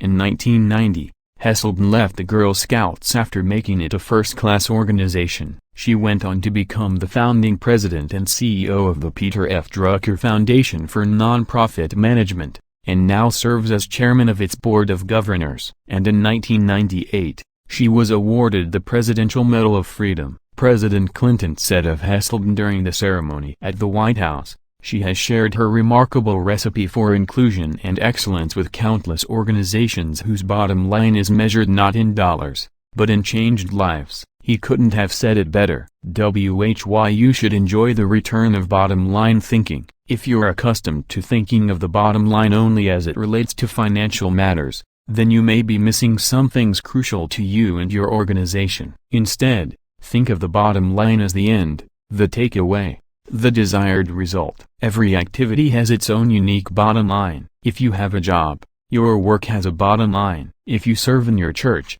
your activity has a bottom line. So does your effort as a parent, or spouse.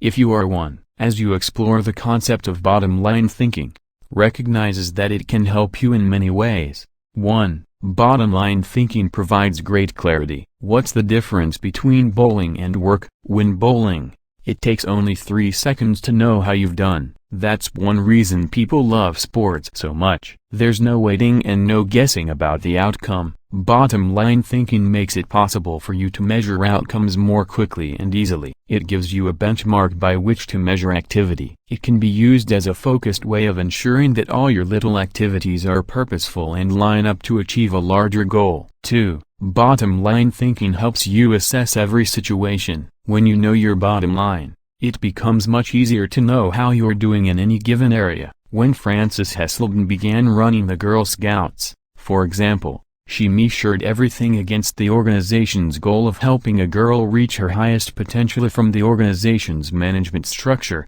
which she changed from a hierarchy to a hub, down to what badges the girls could earn. There's no better measurement tool than the bottom line. 3. Bottom line thinking helps you make the best decisions. Decisions become much easier when you know your bottom line. When the Girl Scouts were struggling in the 1970s, outside organizations tried to convince its members to become women's rights activists or door-to-door canvassers. But under Hesselden, it became easy for the Girl Scouts to say number. It knew its bottom line, and it wanted to pursue its goals with focus and fervency. 4. Bottom line thinking generates high morale. When you know the bottom line and you go after it, you greatly increase your odds of winning. And nothing generates high morale like winning. How do you describe sports teams that win the championship, or company divisions that achieve their goals, or volunteers who achieve their mission? They're excited. Hitting the target feels exhilarating, and you can hit it only if you know what it is. 5. Bottom line thinking ensures your future. If you want to be successful tomorrow,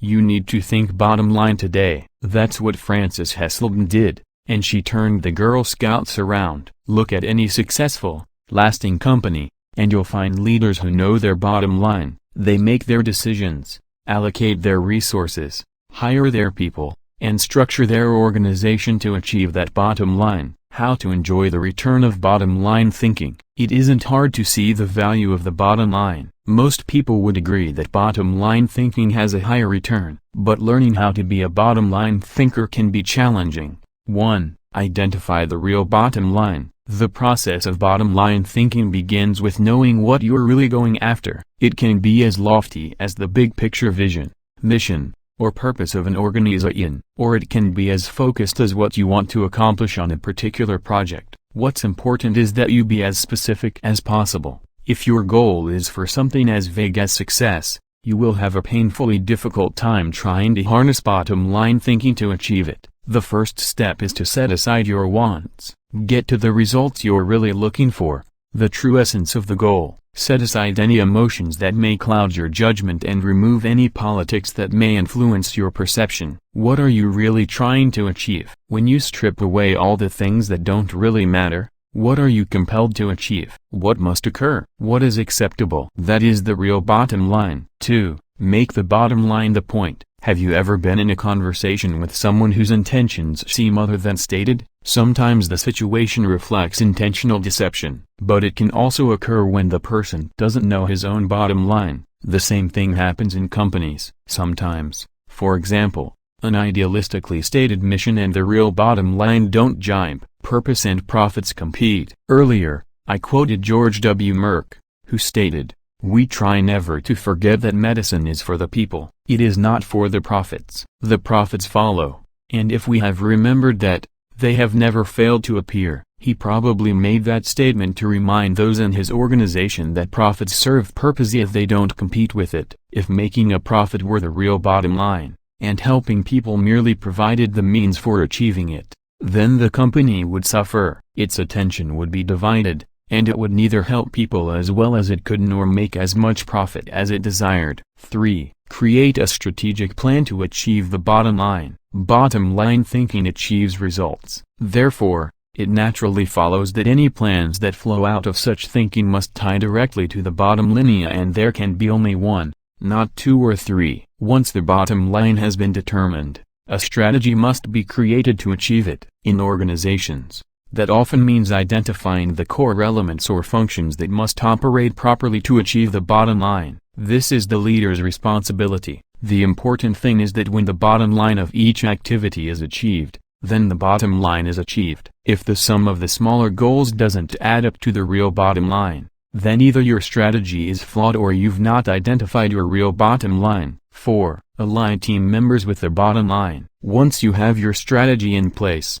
make sure your people line up with your strategy. Ideally, all team members should know the big goal, as well as their individual role in achieving it. They need to know their personal bottom line and how that works to achieve the organization's bottom line. 5. Stick with one system and monitor results continually. Dave Sutherland, a friend and former president of one of my companies, believes that some organizations get into trouble by trying to mix systems. He maintains that many kinds of systems can be successful, but mixing different systems or continually changing from one to another leads to failure. Dave says, bottom line thinking cannot be a one-time thing. It has to be built into the system of working and relating and achieving. You can't just tune into the desired result every now and then. Achieving with bottom line thinking must be a way of life, or it will send conflicting messages. I am a bottom line thinker. It is a part of my system for achievement. I practice it every day. No other measurements, no wasted efforts.